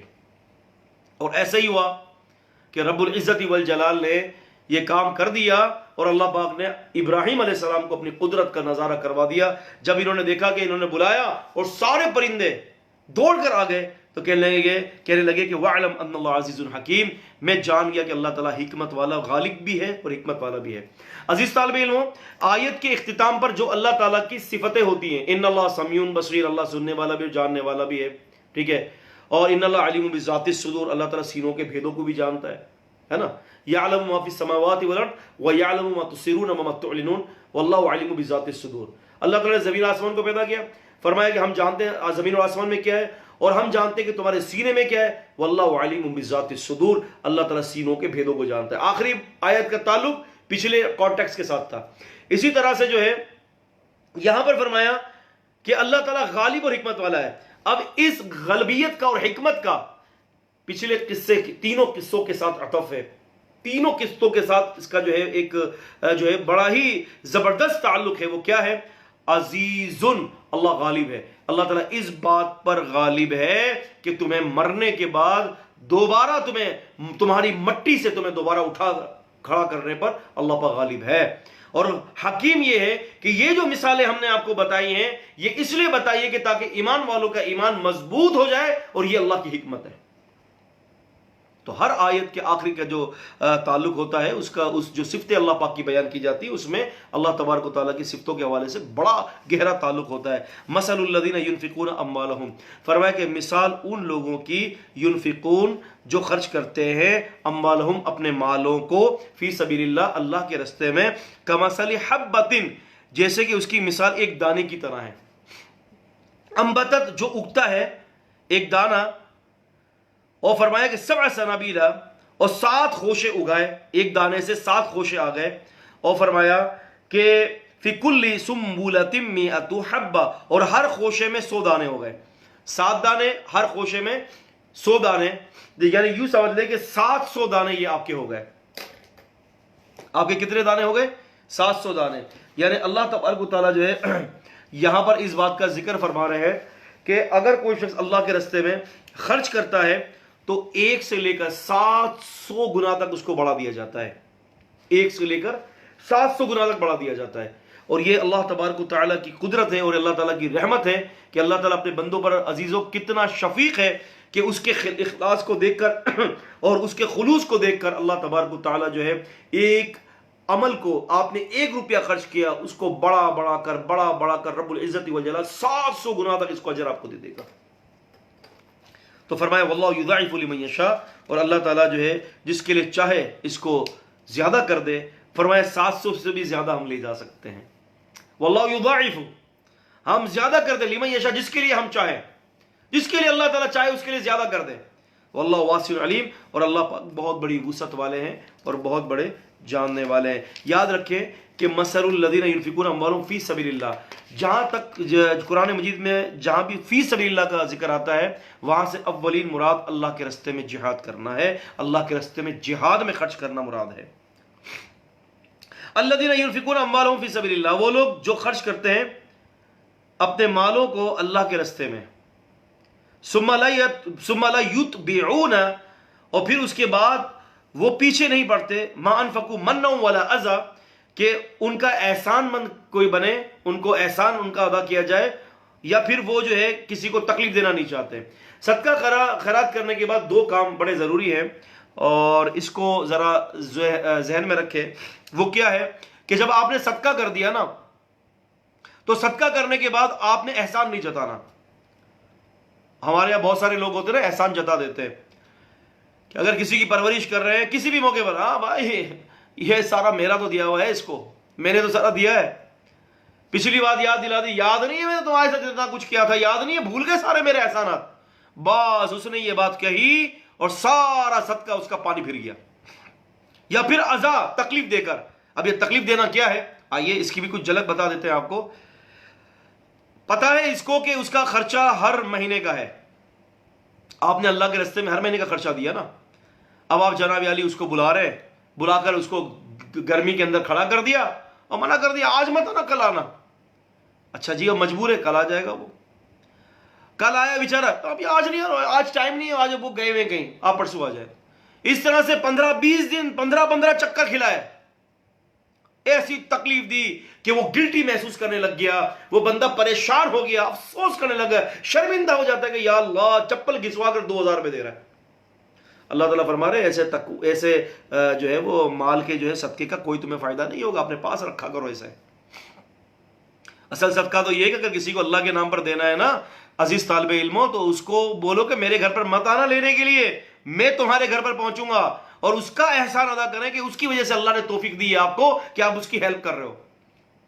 آج ہم دیکھتے ہیں نا، اللہ معاف کرے اللہ معاف کرے، یہ امیروں کے جو ڈونر ہوتے ہیں نا، جو امیر قسم کے، جو مدارس میں اور جو دیتے ہیں، وہ علماء کو جو ہے نا، علماء کو اپنی جوتی سمجھتے ہیں یہ لوگ، جبکہ علماء کا درجے کا ان کو علم ہی نہیں ہے کہ علماء کا درجہ کیا ہے. علماء کو اپنی آفس کے اندر بلا کر علماء لائن سے بیٹھے ہوئے بیچارے، ہزار روپے کے لیے منتھلی، اس کے لیے جو ہے وہ لائن سے بیٹھے ہوئے، 2 3 4 گھنٹے. کبھی بولتے تھے وہ بابا جی نہیں ہے، جاؤ جائیے آپ بعد میں آئیے گا. کیا ہو رہا ہے؟ یہ علماء کے ساتھ یہ معاملات ہو رہے ہیں. اور حقیقت کے اندر اللہ معاف کرے، حقیقت کے اندر اللہ کے رستے میں دینے والے لوگ وہی ہوتے ہیں صحیح، جو ایک دفعہ ذکر کر دیا گیا دوبارہ ذکر کا جو ہے وہ معاملہ نہیں بنتا، اور خود بخود وہ آپ کو جناب علیہ آپ کے ساتھ تعاون کر دیتے ہیں. اگر کسی کو بار بار کہا جائے کسی بات میں کہ بھائی یہ کر دو، بھائی یہ کر دو، بھائی یہ کر دو، تو سمجھ لیں کہ سفید پوشی جو ہے آپ کی چلی گئی، سفید پوشی آپ کی تیل لینے چلی گئی، سفید پوشی آپ کی گئی. جو آدمی اللہ کے راستے میں خرچ کر رہا ہے اس کا خیال رکھے، خصوصاً علماء کا خیال رکھے. اور یہاں تو عام لوگوں کا ذکر اس آیت کے اندر تو کہ فرمایا کہ وہ لوگ یہ ہیں، وہ لوگ ایسے ہوتے ہیں جو چاہتے نہیں ہیں کہ وہ کسی تکلیف دیا جائے، کسی کو احسان جتانے والے نہیں ہوتے، لائنیں نہیں لگواتے، ریاکاری نہیں کرتے، دکھاوا نہیں کرتے، لوگوں کو جمع نہیں کرتے اپنے گھر کے آگے، خود جا کر پہنچاتے ہیں. ایک صحابی تھے وہ بوڑھے ہو چکے تھے اور نابینا بھی ہو چکے تھے. حدیث میں آتا ہے کہ انہوں نے اپنے کمرے سے لے کر اپنے گھر کے دروازے پر رسی باندھی ہوئی تھی، اپنے کمرے سے لے کر اپنے گھر کے دروازے پر، جو مین دروازہ ہوتا ہے وہاں تک رسی باندھی ہوئی تھی. تو کسی نے پوچھا ایسا کیوں؟ کہا کہ میں اپنے ہاتھ سے صدقہ دیتا ہوں، جب بھی کوئی میرے پاس آتا ہے اس کو رسی کو پکڑ کے میں باہر دروازے پہ جاتا ہوں اور اپنے ہاتھ سے صدقہ کرتا ہوں. کیوں؟ کہ اگر کوئی آدمی بری موت سے بچنا چاہتا ہے تو اپنے ہاتھ سے صدقہ دے، جا کر صدقہ دے، اس کو ذلیل کر رہے اور اتنا انتظار کروا رہے کہ اس کی عزت نفس مجروح ہو جائے. بتائیے آپ کیا کر رہے ہیں ہم لوگ؟ ہم کس قسم کے اعمال کر رہے ہیں؟ تو میرے دوستوں، اللہ پاک فرماتے ہیں کہ ایسے معاملہ سے کوئی فائدہ نہیں ہے، تمہیں کوئی فائدہ نہیں ہے. لَهُمْ أَجْرٌ عِنْدَ رَبِّهِمْ وَلَا خَوْفٌ عَلَيْهِمْ وَلَا هُمْ يَحْزَنُونَ. جو احسان نہیں جتاتے، جو تکلیف نہیں دیتے، تو فرمایا کہ ان کا اجر ان کے رب کے پاس ہے. ایسے دیتے تھے اللہ کے نام پر. رسول اللہ صلی اللہ علیہ وسلم فرماتے ہیں نا کہ اللہ کے راستے میں ایسے دو کہ سیدھے ہاتھ سے مال خرچ کرو تو الٹے ہاتھ کو پتہ بھی نہ چلے. ایسے مال خرچ کر دو، پتہ ہی نہ چلے، اور اس کو خوش کر دو، سائل کو خوش کر دو. کنز العمال، منتخب کنز العمال کے اندر ایک واقعہ آتا ہے غالباً، نہیں، صفت الصفوہ کے اندر، ابن الجوزی کتاب صفت الصفوہ کے اندر، اس میں یہ واقعہ آتا ہے کہ ابن المبارک رحمۃ اللہ علیہ ان کے پاس ایک سائل آیا. تو ابن المبارک رحمۃ اللہ علیہ نے کیا کیا؟ ہاں بھی پوچھا کہ کیا ضرورت ہے آپ کو؟ کہا کہ مجھے 700 درہم یا 700 دینار کی کچھ ضرورت ہے. انہوں نے ایک رکا لکھا اور اپنے جو ان کا جو منشی تھا اس کو کہا کہ اس کو جو ہے نا 7000 درہم دے دو. وہ رکا لے کر گیا. منشی نے پوچھا بھائی کتنا چاہیے؟ کہا کہ 700. اور اس میں دیکھا رکے میں تو 7000. کہا کہ لگتا ہے کہ شیخ نے غلطی کر دی ہے. رکا دیا اور کہا کہ اس کو جا کر دیں اور شیخ صاحب کو کہیں کہ ابن المبارک رحمہ اللہ کو کہ آپ نے جو ہے نا غلط لکھا ہے، اس کو صحیح کر دیں. اب وہاں پر پہنچے، دیکھا کہ بھائی پوچھا کہ منشی نے کہا ہے کہ آپ نے مجھے 700 دینا تو اس میں آپ نے 7000 لکھا ہے. انہوں نے اس رکے میں سے 7000 کو کاٹ کر 14000 کر دیا. کہا کہ جاؤ اس کو دے دو. اب یہ منشی کو دیتا ہے، منشی پڑھتا ہے 14000 ہو گیا، نیٹ 700 کی ہے، پھر اس کے بعد 7000 ہوا، اب 14000. اب جناب علی منشی خود آیا ابن المبارک رحمہ اللہ کے پاس، جو امام بخاری کے شیوخ میں سے ہے. تو کہتا ہے کہ ابن مبارک رحمۃ اللہ علیہ کو کہتا ہے کہ آپ نے جو ہے یہ کیا لکھا ہے؟ مگر سمجھ میں نہیں آیا. پہلے اس کو 700 کی ضرورت ہے تو آپ نے 7000 کر دیا. اب 7000 کی جگہ پہ جب میں نے اس کو دوبارہ بھیجا تو آپ نے 14000 کر دیا. ابن المبارک رحمۃ اللہ علیہ فرماتے ہیں کہ میں نے اس کو وہ خوشی دینے کا اہتمام کیا کہ جہاں اس کا خیال بھی نہیں تھا، اور اس کو اتنا میں نے خوش کر دیا، اور میں اس بات پر پورا گمان رکھتا ہوں کہ میرا اللہ مجھے اس سے زیادہ خوش کر دے گا. میرا اللہ مجھے اس سے زیادہ خوش کر دے گا. تو ایسے بھی لوگ ہیں میرے محترم عزیزوں کہ جو اللہ کے راستے میں بے تیغ خرچ کرتے ہیں، اللہ کے راستے میں دیتے ہیں، اور سائل کی عزت نفس مجروح نہیں ہونے دیتے، ان کو تکلیف نہیں ہونے دیتے. تو ایسے نیک لوگ اللہ تعالیٰ ہمیں بنا دے. تو رب العزت والجلال فرماتے ہیں کہ وہ یہ ایسے لوگ ہیں کہ وہ بے خوف اور بے غم ہوں گے. اور فرمایا کہ قول معروف ومغفرۃ خیر من صدقۃ یتبعها اذی. فرمایا اچھی بات اور درگزر والی بات اس صدقے سے بہتر ہے جس کے اندر تکلیف دی جائے. یعنی ایک آدمی تکلیف دے رہا ہے، صدقہ بھی دے رہا ہے لیکن تکلیف پہنچا رہا ہے، اللہ تعالیٰ فرما رہا ہے اس سے کئی گنا زیادہ بہتر ہے کہ ایک آدمی کے پاس اگر کوئی سائل آ جائے تو اس کے ساتھ جو ہے وہ ہنس کر بات کرے اور کہے کہ معذرت ہے، اگر میرے پاس ہوگا انشاءاللہ میں آپ کو ضرور دے دوں گا، آپ آئے، اللہ تعالیٰ جو ہے آپ کو جزائے خیر دے. اچھی بات، قول معروف بات کہہ رہا ہے. اللہ تعالیٰ فرما دے کہ یہ بات، اچھی بات کہنا اس صدقے سے بہتر ہے کہ جس میں تکلیف دی جائے. واللہ غنی حلیم. اب یہاں پر دیکھیں آیت کا جوڑ دیکھیں، واللہ اور اللہ تعالیٰ غنی ہے، بے پرواہ ہے، حلیم ہے، بردبار ہے. فرمایا غنی کا کیا تعلق؟ اللہ غنی ہے، تم مت دو اس کو، اللہ اپنے فضل سے اس کو دے دے گا. اللہ حلیم ہے، اللہ تعالیٰ بردبار ہے کہ کسی کو مال سے نوازا ہے تو کسی کو مال سے نوازا نہیں ہے. یہ اس کی بردباری ہے کہ جس کے لیے بہتر چاہتا ہے وہ چیز دے دیتا ہے. یا ایھا الذین آمنوا، پھر دوبارہ ایک اور مثال بیان کر دی گئی، اے ایمان والو، لا تبطلوا صدقاتکم بالمن والاذی. اے ایمان والو اپنے صدقات کو برباد مت کرو احسان جتا کر اور تکلیف دے کر. اب اس سے پتہ چل گیا کہ جو شخص احسان جتلا کر اور تکلیف دے کر صدقات دے رہا ہے اس کا تو معاملہ ختم. لا تبطلوا، لا تبطلوا کیا الفاظ ہے جس کا معنی یہ ہے باطل ہونا، ریاکاری کرنا، باطل ہونا، دکھلاوا کر دینا. فرمایا کہ گیا اس کا صدقہ. کالذی ينفق مالہ رئاء الناس، تو اس کی مثال اس شخص کی طرح ہے جو اپنے مال کو دکھلاوے کے لیے خرچ کرتا ہے. دکھلاوا کرتا ہے کس لیے؟ لوگ مجھے سیٹھ کہیں کہ بھئی ماشاءاللہ کتنا امیر ترین آدمی ہے. بہت عرصے پہلے میں جب بہت چھوٹا تھا، 12 سال کی عمر تھی میری یا 14 سال کی عمر تھی، تو جیکب لائن کے اندر ایک عورت نے جو ہے نا بکرا خریدا تھا بقرعید کے دن، 12,000 کا بکرا. اور 12,000 کا بکرا خریدا اور اس پر وہ کہہ رہی تھی کہ اللہ معاف کرے، اللہ معاف کرے، میں نے تو 12,000 کا بکرا خریدا. یعنی اس ٹائم پر 12,000 کا بکرا خریدنا تو یہ سمجھ لیں کہ آج کے مطابق جو ہے کوئی 70-80 ہزار روپے کا بکرا. تو وہ یہ لوگوں کو کہتی پھر رہی ہے کہ دیکھو میں نے تو 12,000 کا بڑا بکرا لے لیا، دکھلاوا. ایک صاحب ہے، گائے گھر میں کوئی بھی نہیں کھاتا لیکن پڑوس کے اندر 2 گائیں آئی ہیں، آگے پڑوس میں 3 گائیں آئی ہیں، آگے پڑوس میں 4 آئی ہیں، تو بڑے میاں صاحب 5 گائیں لے آئے. کیوں؟ بھائی میں ہوں نا، چودھری صاحب ہوں، میں چودھری صاحب ہوں، میں بھی تو آخر میرے پاس بھی تو کچھ مال ہے نا. اگر میں 1 گائے لے آؤں گا تو سب سے نیچے ہو جاؤں گا، لوگ کیا کہیں گے مجھے. گھر میں کوئی گائے کا گوشت کھانے والا نہیں ہے، 4-4 5-5 گائیں کھڑی کی ہوئی ہیں. اور جناب میرے اب ادھر چلے جائیں آپ، صدیق آباد، حسین آباد، آپ نے کبھی دیکھا ہوگا، یہ کریم آباد کے اندر جب آپ جائیں گے نا مینا بازار کے پیچھے، وہاں پر ہے صدیق آباد، حسین آباد، علی آباد، یہ سارے علاقے ہیں. تو آپ ان علاقوں کے اندر جائیں، میرا بچپنا وہیں گزرا ہے حسین آباد وغیرہ کے اندر، کیونکہ میں میمن برادری سے تعلق رکھتا ہوں تو میرا ایک بچپنا وہیں گزرا ہے الحمدللہ.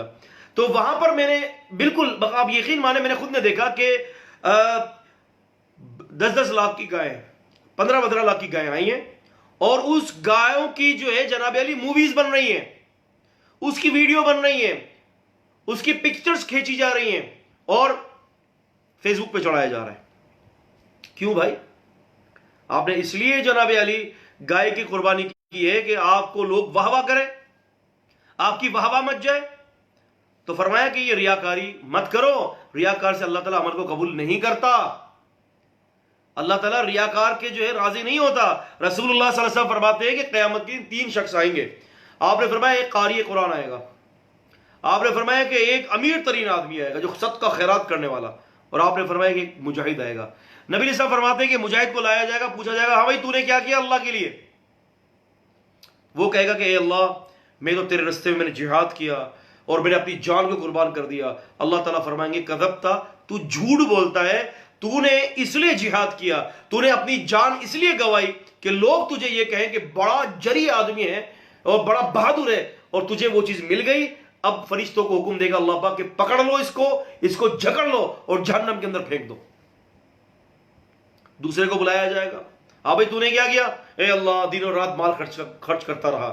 اللہ تعالیٰ فرماتے ہیں کہ تو جھوٹ کہتا ہے، کیوں کہ تو نے مال اس لیے خرچ کیا کہ لوگ تجھے مالدار کہے، لوگ تجھے سخی کہے، اور تجھے وہ چیز مل گئی۔ فرمایا کہ حکم ہوگا پکڑو اس کو اور جہنم میں پھینک دو اس کو۔ تیسرا وہ شخص آئے گا جو قاری قرآن ہوگا، قرآن بڑا لہ کے پڑھتا ہوگا، ہے جناب علی لوگوں کو رلانے کا بڑا پریکٹس ہے اس کو۔ اللہ تعالیٰ پوچھے گا بھائی کیا کیا تو نے؟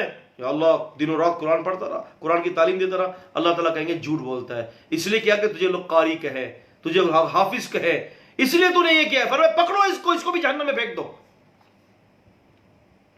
تو عزیز محترم بات یہ ہے کہ ریاکاری عند اللہ جو ہے مقبول نہیں ہے، کوئی عمل بھی ریاکار کا اللہ کے نزدیک مقبول نہیں ہے۔ پھر فرمایا کہ اب ریاکار کی مثال، ریاء الناس ولا یؤمن باللہ والیوم الآخر، اس ریاکار تو وہ ہے کہ جو اللہ اور آخرت پر ایمان نہیں لاتا، جبکہ ریاکار مسلمان بھی ہے، اس کو بھی یہ بات کہی جا رہی ہے کہ وہ اللہ اور آخرت پر ایمان نہیں رکھتا۔ جو اللہ اور آخرت پر ایمان رکھتا ہو وہ کیسے اللہ تعالیٰ کے علاوہ کسی اور کے لیے اپنے عمل کو کرے گا؟ مسلمان تو ریاکار نہیں ہو سکتا۔ فرمایا فَمَثَلُهُ كَمَثَلِ صَفْوَانٍ عَلَيْهِ تُرَابٌ فَأَصَابَهُ وَابِلٌ فَتَرَكَهُ صَلْدًا، مثال دی کہ اس کی مثال تو ایسی ہے کہ ایک صاف چٹان اور اس پر تھوڑی سی مٹی ہو، علیہ ترابن، تھوڑی سی مٹی، علیہ ترابن، اس پر جو ہے تھوڑی سی مٹی ہے۔ یہ ترابن کی جو تنوین ہے نا، بن ترابن، یہ تقلیل کے لیے آئی ہے، یاد رکھیں تقلیل کے لیے، یعنی آپ دیکھیں ترابن، یہ بن پہ جو تنوین ہے نا یہ تقلیل کے لیے عربی میں آتا ہے، اور یہاں پر یہ تقلیل ہے، اسی لیے میں نے یہاں پر ترجمہ کیا ہے تھوڑی سی مٹی، ٹھیک ہے، تھوڑی سی مٹی۔ تو فرمایا رب العزت والجلال نے کہ اس کی مثال ایسی ہے کہ ایک بہت بڑی چٹان ہے اور اس پر تھوڑی سی مٹی ہے، فَأَصَابَهُ وَابِلٌ، اور اس پر زوردار بارش پہنچ جائے، فَتَرَكَهُ صَلْدًا، اور ساری مٹی نیچے بہ جائے اور چٹان پہ صرف رہ جائے، مٹی بہ جائے۔ فرمایا یہ مثال ہے ریاکار لوگوں کی، کہ جس طرح سے اس مٹی کے لیے جو ہے قائم نہیں تھا، اس کی جگہ نہیں تھی، بارش آتے ہی وہ مٹی ختم ہو گئی۔ اللہ تعالیٰ فرماتے ہیں کہ اسی طرح سے قیامت آئے گی تو ریاکار کا عمل بھی اسی طرح سے ختم کر دیا جائے گا۔ فرمایا لا یقدرون علی شیء مما کسبوا، اور یہ اس بات کی بالکل طاقت نہیں رکھیں گے کہ کچھ چیزوں کو جو انہوں نے کمایا اس کو واپس لے آئے، اس کو بچا لے، نہیں بچ نہیں سکتا، ضائع کر دیا گیا۔ فرمایا رب العزت نے واللہ لا یہدی القوم الکافرین، اور اللہ تبارک و تعالیٰ کافروں کو ہدایت نہیں دیتا۔ وَمَثَلُ الَّذِينَ يُنْفِقُونَ أَمْوَالَهُمْ ابْتِغَاءَ مَرْضَاتِ اللَّهِ، فرمایا کہ ایک قسم کے وہ لوگ بھی ہیں کہ جو اپنے مالوں کو اللہ کی رضا کے لیے خرچ کرتے ہیں، بیواؤں کو دیتے ہیں، مساکین کو دیتے ہیں، اللہ کے رستے میں دیتے ہیں، اللہ کو راضی کرنے کے لیے دیتے ہیں، اور فرمایا ابتغاء مرضات اللہ، اللہ کی رضا کے لیے، وتثبیتا من انفسہم، اور فرمایا کہ بہت ہی زیادہ جو ہے تثبیت کے ساتھ دیتے ہیں، ثابت قدم کے ساتھ دیتے ہیں۔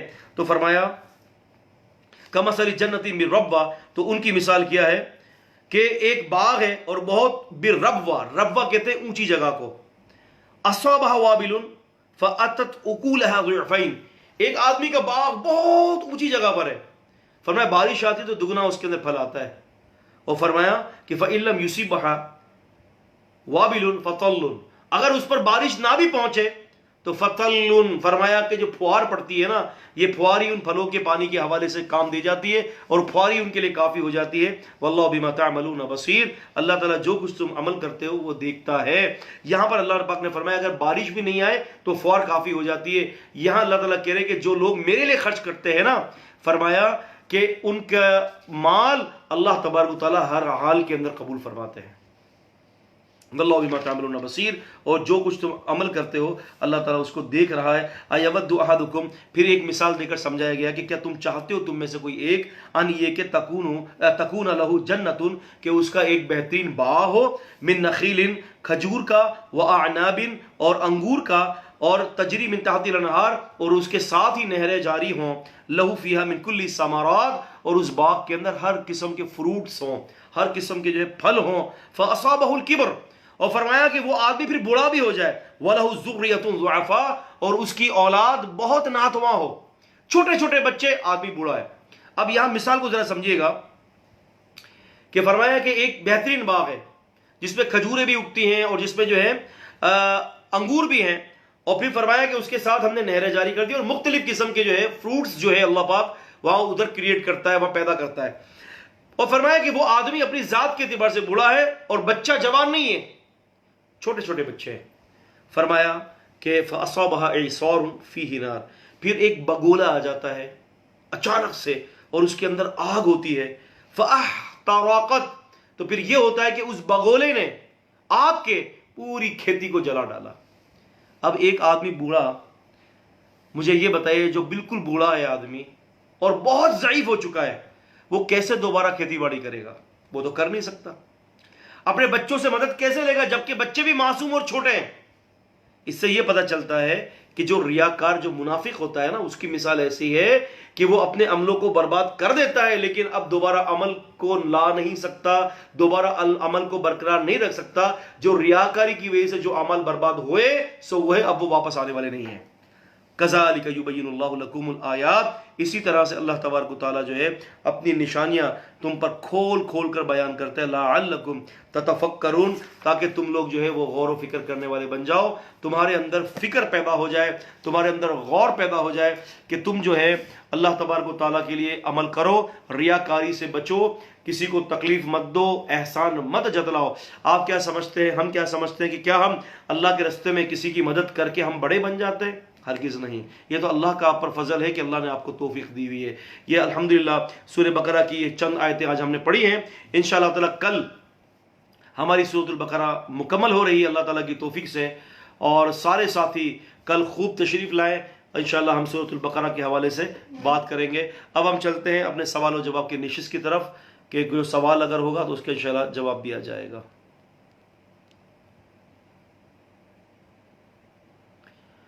جن لوگوں نے مجھے سلام کہا ہے، وعلیکم السلام ورحمۃ اللہ وبرکاتہ۔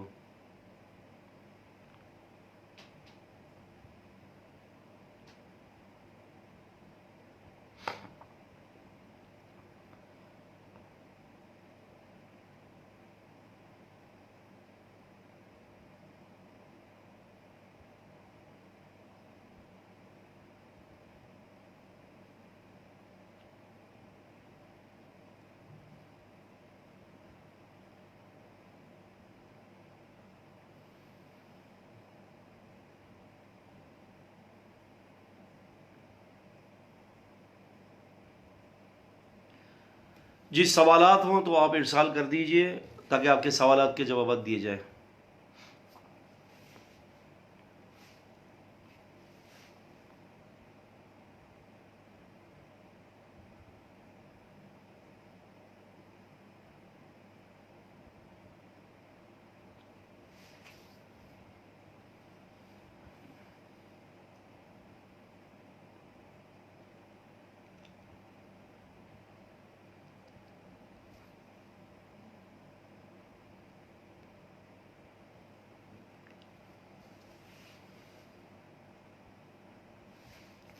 آپ کے سوٹ کا کلر بہت جج رہا ہے، ماشاءاللہ، جزاک اللہ خیرہ، اللہ آپ کو جزائے خیر دے مسلم بھائی، اللہ تعالیٰ آپ کو خوش رکھے، بارک اللہ فیک۔ شیخ اپنا لنک بھیج دیں واٹس ایپ پر یا فیس بک پر۔ ذیشان بھائی یہ آپ کو شیخ عاصم لنک بھیجیں گے واٹس ایپ کا، شیخ عاصم ان کو لنک بھیج دیں، ذیشان بھائی کچھ لنک مانگ رہے کسی چیز کا، ان کو دے دیں۔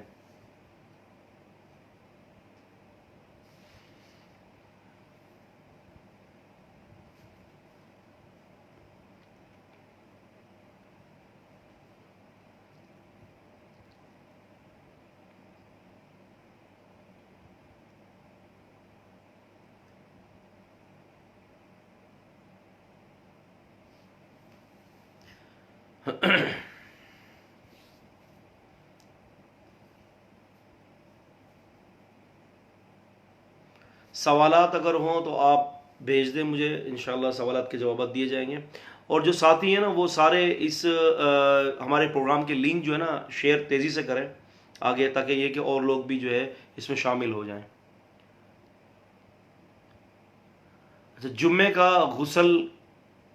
غسل جنابت والا ہے طریقہ ہے یا پھر نارمل؟ مسلم صاحب، جمعے کا غسل جنابت والا طریقہ ہے، اس طریقے سے جمعے کے دن غسل کرنا چاہیے. اچھا جی، ایک حدیث میں ہے کہ ہم یہاں سے درود بھیجتے ہیں تو فرشتے پہنچاتے ہیں، اور روزے رسول صلی اللہ علیہ وسلم کے پاس جو ہے وہ پڑھتے ہیں تو حضور صلی اللہ علیہ وسلم خود سنتے ہیں. اگر ہم وہاں دل میں پڑھتے ہیں تو بھی.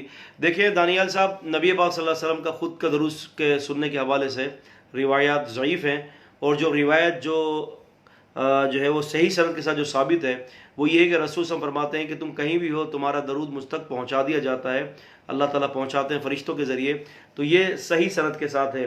اب دل کے اندر جو ہے آپ درود پڑھتے ہیں تو یہ تو قاعدہ ہے کہ وَإِلَى اللَّهِ تُرْجَعُ الْأُمُورُ، سارے کام اللہ تعالیٰ کی طرف لوٹتے ہیں. تو لہٰذا اللہ تعالیٰ جو ہے نبی پاک صلی اللہ علیہ وسلم تک پہنچاتا ہے. اور ہم دیکھیں نا درود شریف کے اندر کیا پڑھتے ہیں، اللہم صلی علی محمد وعلی آل محمد، اے اللہ تعالیٰ آپ نبی علیہ السلام پر رحمت نازل فرمائیں. تو ہم تو پہلے اللہ تعالیٰ کو مخاطب کرتے ہیں نا. تو لہٰذا قبر کے پاس جو ہے سننے کی روایت ضعیف ہے، اور نبی پاک صلی اللہ علیہ وسلم نے جو فرمایا کہ تمہارا درود مجھ تک پہنچا دیا جاتا ہے، یہ روایت صحیح ہے. کافی لوگوں کی غیبت ہو گئی ہے، اب وہ معاف کیسے ہوں گے؟ کافی لوگ تو یاد بھی نہیں ہیں.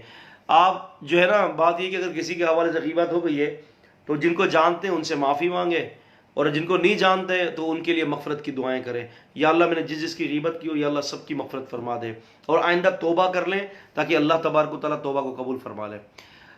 سر، اگر کسی عورت کا بچہ پیدا ہوا ہے رمضان میں تو وہ کتنے دن بعد روزے رکھے گی؟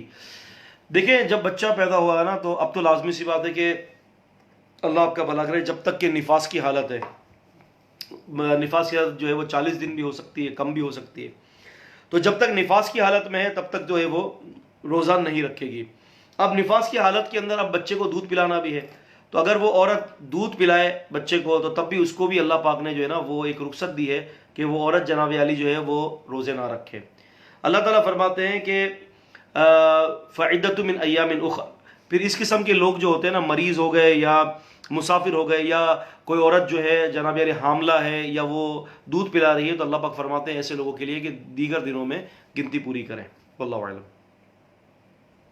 شیخ، اگر کسی شخص پر قرض ہے اور کوئی دوسرا شخص اس کو زکوٰۃ یا صدقہ کے طور پر اس کا قرض ادا کر دے تو کیا یہ کوئی مقروض ہے تو آپ جو ہے جناب علی اس کو قرض دے کر اس کے قرض سکتے، زکوٰۃ دے کر اس کے قرض سے اس کو نجات دے سکتے ہیں؟ بالکل کر سکتے ہیں، قباط نہیں ہے. اگر ایک بندہ روزہ نہیں رکھ سکتا تو اس کا دینا ہوگا. ندیم، اگر ایک مستقل دائمی مریض ہے تو وہ ایک روزے کی جگہ پر جو ایک مسکین کو کھانا کھلائے گا انشاءاللہ. سوالات پہنچ نہیں رہے شاید. اچھا جی، کیا جبریل علیہ السلام سے پوری دنیا کو دیکھ رہے ہیں؟ کہ حدیث میں آتا ہے کہ اللہ نے حکم دیا جبرائیل علیہ السلام کو کہ بستی کو پلٹ دو. حضرت جبرائیل علیہ السلام نے کہا کہ یا اللہ اس بستی میں تو تیرا ایک نیک بندہ ہے. اس سے یہ کہاں ثابت ہوتا ہے کہ جبرائیل علیہ السلام پوری دنیا کے لوگوں کو دیکھ رہے ہیں؟ بات بستی کی ہو رہی ہے، بستی میں ایک آدمی ہے. اب جبریل علیہ السلام کو ہو سکتا ہے کہ اللہ تعالیٰ نے اس بات کا علم دیا ہو، اللہ تعالیٰ نے ذکر کیا ہو کہ جبریل اس بستی کے اندر ایک بندہ نیک ہے. جیسے کہ اللہ تبارک و تعالیٰ نے جو ہے نا فرشتوں کو ذکر کیا تھا کہ انی جاعل فی الارض خلیفہ، میں زمین میں ایک خلیفہ بنا رہا ہوں، یعنی جو انسانوں کا خلیفہ ہوگا. تو فرشتوں نے یہ کہا تھا کہ اتجعل فیہا من یفسد فیہا ویسفک الدماء، آپ ایسے لوگوں کو خلیفہ بنا رہے ہیں جو خون ریزی کریں گے. تو اللہ تبارک و تعالیٰ نے آگے جا کر فرمایا کہ جب اللہ تعالیٰ نے آدم علیہ السلام کو کچھ کلمات سکھائے اور پھر اللہ تعالیٰ نے فرمایا کہ اب ان کو فارزم علی الملائکہ، فرشتوں کے سامنے پیش کرو، اور فانبئونی، مجھے بتاؤ باسماء ہؤلاء ان کنتم صادقین، کہ کیا میں نے یہ جو نام بتائے کون سے وہ نام ہیں.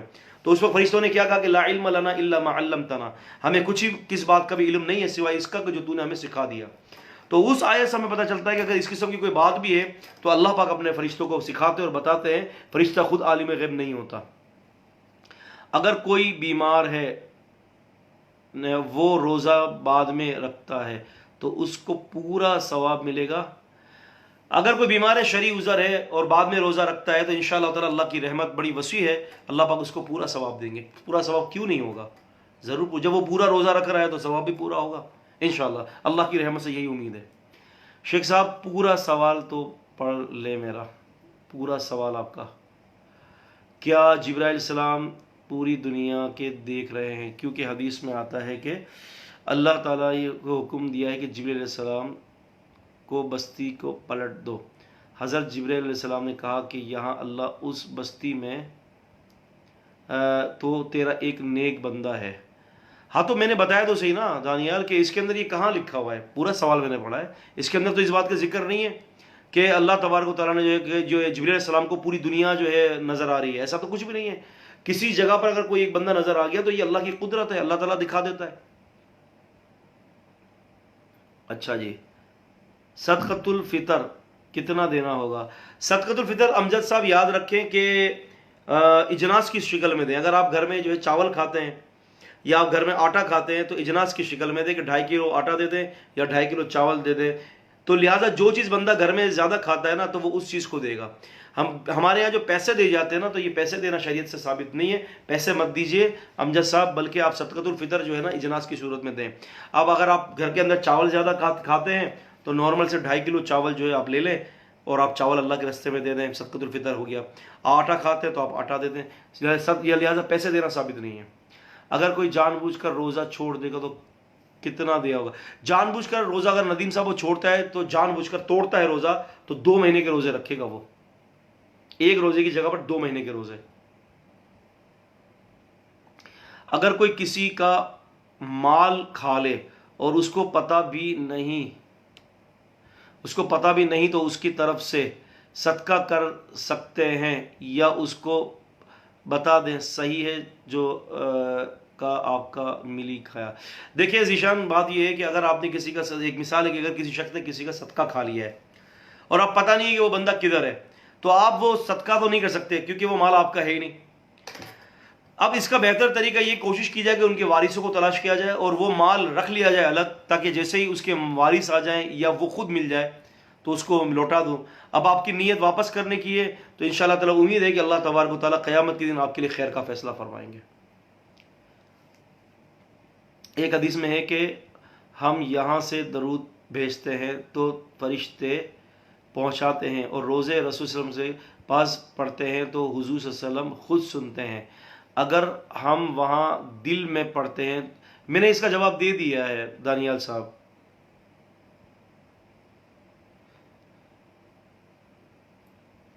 اچھا، دوسرا سوال، شیطان کے پاس خواب میں آنے کا اختیار ہے؟ ہاں جی، شیطان کے پاس خواب میں آنے کا اختیار ہے.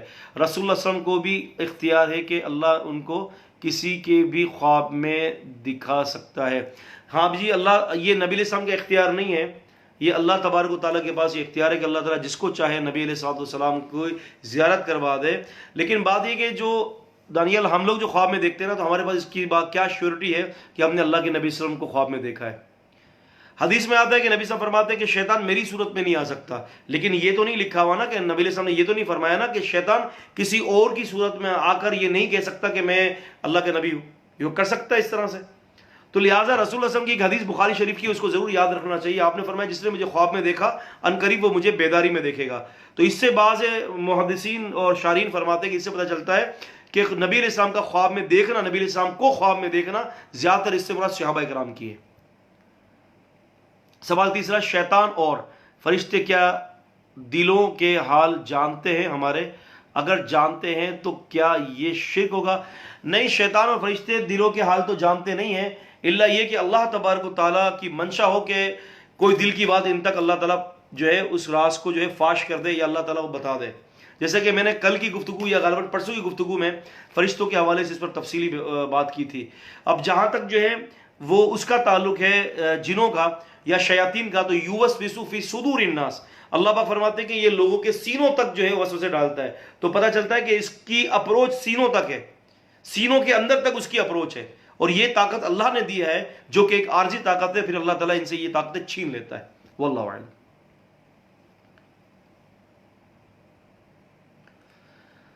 वालेकुम अस्सलाम जनाब, आप हजरात से दुआ की गुजारिश है कि मेरी तबीयत 2 दिनों से बहुत ख़राब है, बुखार के असरात हैं।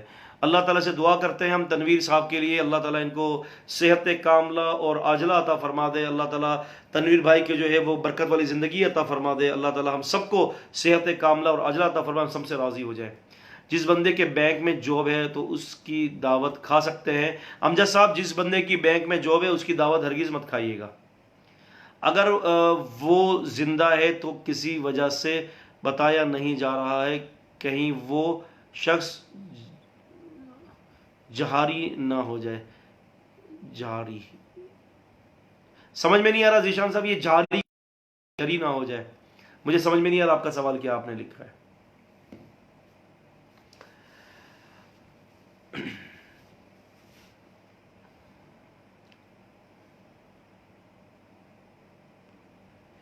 ठीक है जी, अल्लाह ताला आप लोगों को जज़ाए खैर दे। इंशाअल्लाह ताला हम कल सूरह बकरा की तफसीर अपने वक्त पर शुरू करेंगे और सारे साथी दूसरे साथियों को दावत दें, क्योंकि कल इंशाअल्लाह हमारी सूरह बकरा की तफसीर मुकम्मल हो जाएगी और अभी भी हमारे पास 5 दिन बाकी हैं। जब हमने ये ऐलान किया था कि 19वें रोज़े को हमारी तफसीर मुकम्मल होगी, हमारे पास 5 दिन बाकी हैं। इंशाअल्लाह कल हम मशवरा करेंगे आपसे कि इन 5 दिनों के अंदर अगर प्रोग्राम रखना जारी करना है तो हम जारी कर देंगे ये, और अगर आप ये कहेंगे कि इसको जनाब अली 29वें रोज़े तक ले जाएं तो तब भी हम 29वें रोज़े तक इस प्रोग्राम को ले जाएंगे।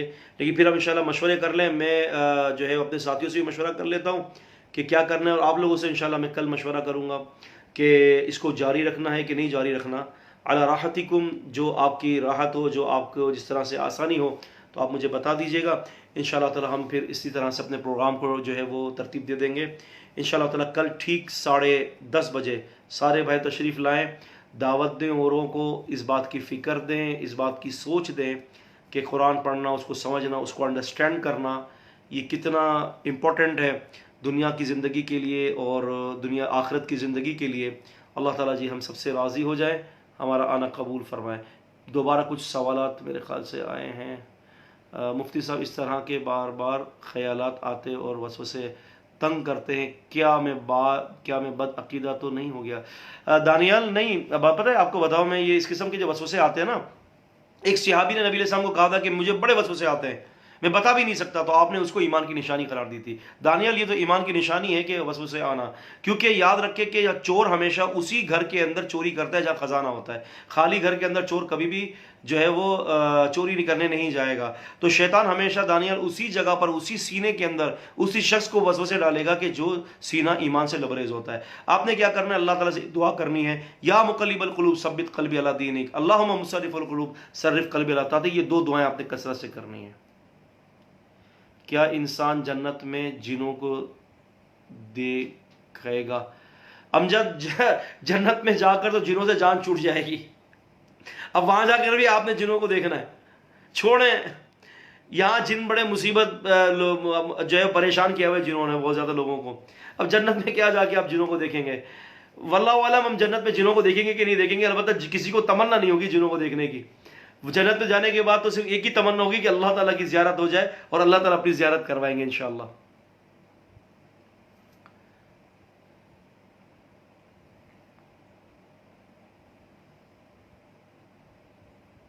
ठीक है जी, अस्सलामु अलैकुम वरहमतुल्लाहि वबरकातुहू। ज़ीशान साहब ये कह रहे हैं कि 29 तक ले जाए। आप लोग भी मुझे ज़रा कमेंट्स करके बता दें, सारे भाई अभी यहाँ पर हैं, कि हम 29वीं शब तक इसको प्रोग्राम को ले जाएं या कल इसको वाइंड अप कर दें।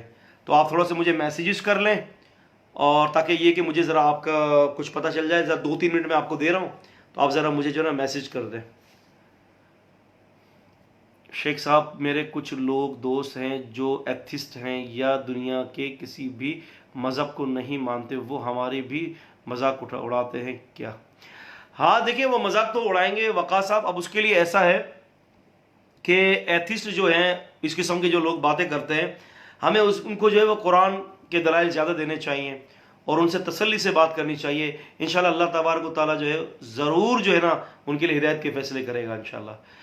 क्या ऐसे लोगों के साथ रहना ठीक है? नहीं वक़ास, अगर साहिब इल्म बंदा नहीं है और مزبزب ہے بندہ اور شک آتے رہتے ہیں اس کو، تو وہ بالکل اس طرح کے لوگوں کے ساتھ نہ رہے، کیونکہ حالی نے ایک بڑا اچھا شعر کہا تھا، مجھے یاد ہے کہ جا کے اگر بیٹھو گے آگ کے پاس تو ایک روز کھڑے ہوگے کپڑے جلا کر، جا کے اگر بیٹھو گے آگ کے پاس تو ایک روز کھڑے ہوگے کپڑے جلا کر، مانا کے دامن بچا کے رکھا مگر ہر روز سیک تو کھاتے رہے۔ تو یہ یاد رکھیں، یہ بڑا مسئلے کی بات ہے، اس کو ذرا ذہن میں رکھیے گا۔ 29 تک لے جائیں، امجد صاحب کہہ رہے ہیں 29ویں شب تک لے جائیں۔ اور جو دوسرے ساتھی ہیں ان کا کیا اس حوالے سے مشورہ ہے؟ سر لے جائیں 29 تک انشاءاللہ۔ مسلم مین صاحب جی کہ ماشاءاللہ جی۔ شیخ قاسم آپ بھی سننے تو آپ بھی کچھ بتائیں سر 29 تک۔ ندیم ضیاء صاحب، جمال صاحب، شیخ بہتر ہوگا اگر موجودہ فتنوں پر بات کریں، انشاءاللہ کریں گے اس کے اوپر بھی۔ شیطان اور فرشتے کیا دلوں کے حال جانتے ہیں؟ آصف میں نے اس کا جو ہے وہ جواب دی، شرک نہیں ہوگا یہ۔ اگر اللہ تبارک و تعالیٰ نے کسی کو جو ہے نا یہ طاقت دی ہے تو وہ طاقت اس کی عارضی ہے، جیسے کہ دجال کو اللہ تبارک و تعالیٰ طاقت دے گا کہ وہ آسمان سے بارش برسائے گا، دجال کو طاقت دے گا اللہ تعالیٰ وہ زمین سے کھیتی باڑی اگائے گا، اللہ تعالیٰ طاقت دے گا کہ زندہ کرنے کے بعد دوبارہ مردہ کرنے کے بعد دوبارہ زندہ کر دے گا، تو وہ شرک نہیں، کیونکہ یہ اللہ نے دیا ہے یہ، اور وہ عارضی چیز ہے۔ ہمارا ایمان تازہ ہوتا ہے، آپ 29 تک آ جائیں۔ امجد صاحب ٹھیک ہے انشاءاللہ، فارغ ہی ہیں ہم سب، ٹھیک ہے۔ وطر کے بارے میں حدیث کیا کہتی ہے، ایک ہے یا ایک سے زائد؟ فرید صاحب رسول اللہ صلی اللہ علیہ وسلم فرماتے ہیں کہ جس کا دل چاہے 1 رکعت وطر پڑھے، جس کا دل چاہے 3 پڑھے، جس کا دل چاہے 5 پڑھے۔ آپ وطر پڑھ سکتے ہیں 1 بھی، 3 بھی، 5 بھی، آخری 5 دنوں میں، آخری 5 دنوں میں۔ کیا کہہ رہے ہیں جمال، آخری 5 دنوں میں کیا کرنا ہے؟ 29 تک۔ فرید صاحب کہہ رہے ہیں 29 تک۔ سر پورا فقیروں کے بارے میں بات کر رہے ہیں، پیر و فقیر۔ ہاں ندیم انشاءاللہ ہم آگے انشاءاللہ گفتگو کریں گے پیر و فقیروں کے بارے میں، بلکہ میرے پچھلے درس میں تو آپ دیکھیں گے کہ میں نے پیر و فقیروں کے حوالے سے بہت کچھ باتیں کی ہیں، آپ ذرا پچھلے پروگرامز بھی دیکھ لیں ذرا۔ ٹھیک ہے جی دوستوں، انشاءاللہ تعالیٰ کل ٹھیک 10:30 بجے بیٹھتے ہیں، مزید مشورہ ہم انشاءاللہ بعد میں کریں گے۔ شیخ اس کے بعد کچھ ضروری صورتیں جو آپ کو لگتا ہو ضروری ہے وہ کروا دیں، ٹھیک ہے شیخ عاصم؟ پھر انشاءاللہ کال پہ بات کریں گے کہ کون سی صورتیں کرنی ہیں، کیا کرنی ہے انشاءاللہ تعالیٰ، تو پھر ہم اس کو کر لیتے ہیں۔ لیکن ایک مولوی صاحب کہتے ہیں کہ اللہ نے شیطان کو بھی خواب میں آنے کی اختیار نہیں دیا۔ نہیں، شیطان خواب میں آ سکتا سے مرادی کہ خود نہیں آ سکتا اپنی اصلی صورت میں، شیطان آپ کو ڈراتا ہے، وسوسات ڈالتا ہے، کہ شیطان کی یہ طاقت ہے وسوسات ڈالنا۔ آخر تک لے جائیں، کوئی مسئلہ نہیں، ٹھیک ہے انشاءاللہ۔ تو پھر کل آپ انشاءاللہ تعالیٰ 10:30 بجے تشریف لائیں، تو پھر انشاءاللہ ہم مزید کل جو ہے وہ تفسیر کے بعد اس کے اوپر بات کر لیتے ہیں۔ میرے موبائل کی چارجنگ بھی ختم ہو گئی ہے، ایسا نہ ہو کہ اس کو بغیر ہی جو ہے یہ پروگرام اڑ جائے۔ اللہ تعالیٰ آپ لوگوں کو جزائے خیر دے۔ السلام علیکم ورحمۃ اللہ وبرکاتہ۔ وطر پڑھنا یا وطر پڑھنے یا نہ پڑھنے کا گناہ؟ وقاص وطر پڑھنا یا نہ پڑھنے کے حوالے سے جی گناہ تو بالکل ہے، وطر جو ہے وہ رسول اللہ صلی اللہ علیہ وسلم نے کبھی چھوڑا نہیں ہے وطر، تو وطر تو آپ نے پڑھنا ہے، جو وطر چھوڑتا ہے وہ گنہگار ہوتا ہے۔ 5 سے زیادہ وطر ہے نا، کیوں نہیں ہے؟ وطر جو ہے وہ 9 رکعت بھی ہے، وطر جو ہے وہ غالباً جو ہے وہ 8 رکعت بھی ہے 29ویں شب تک انشاءاللہ۔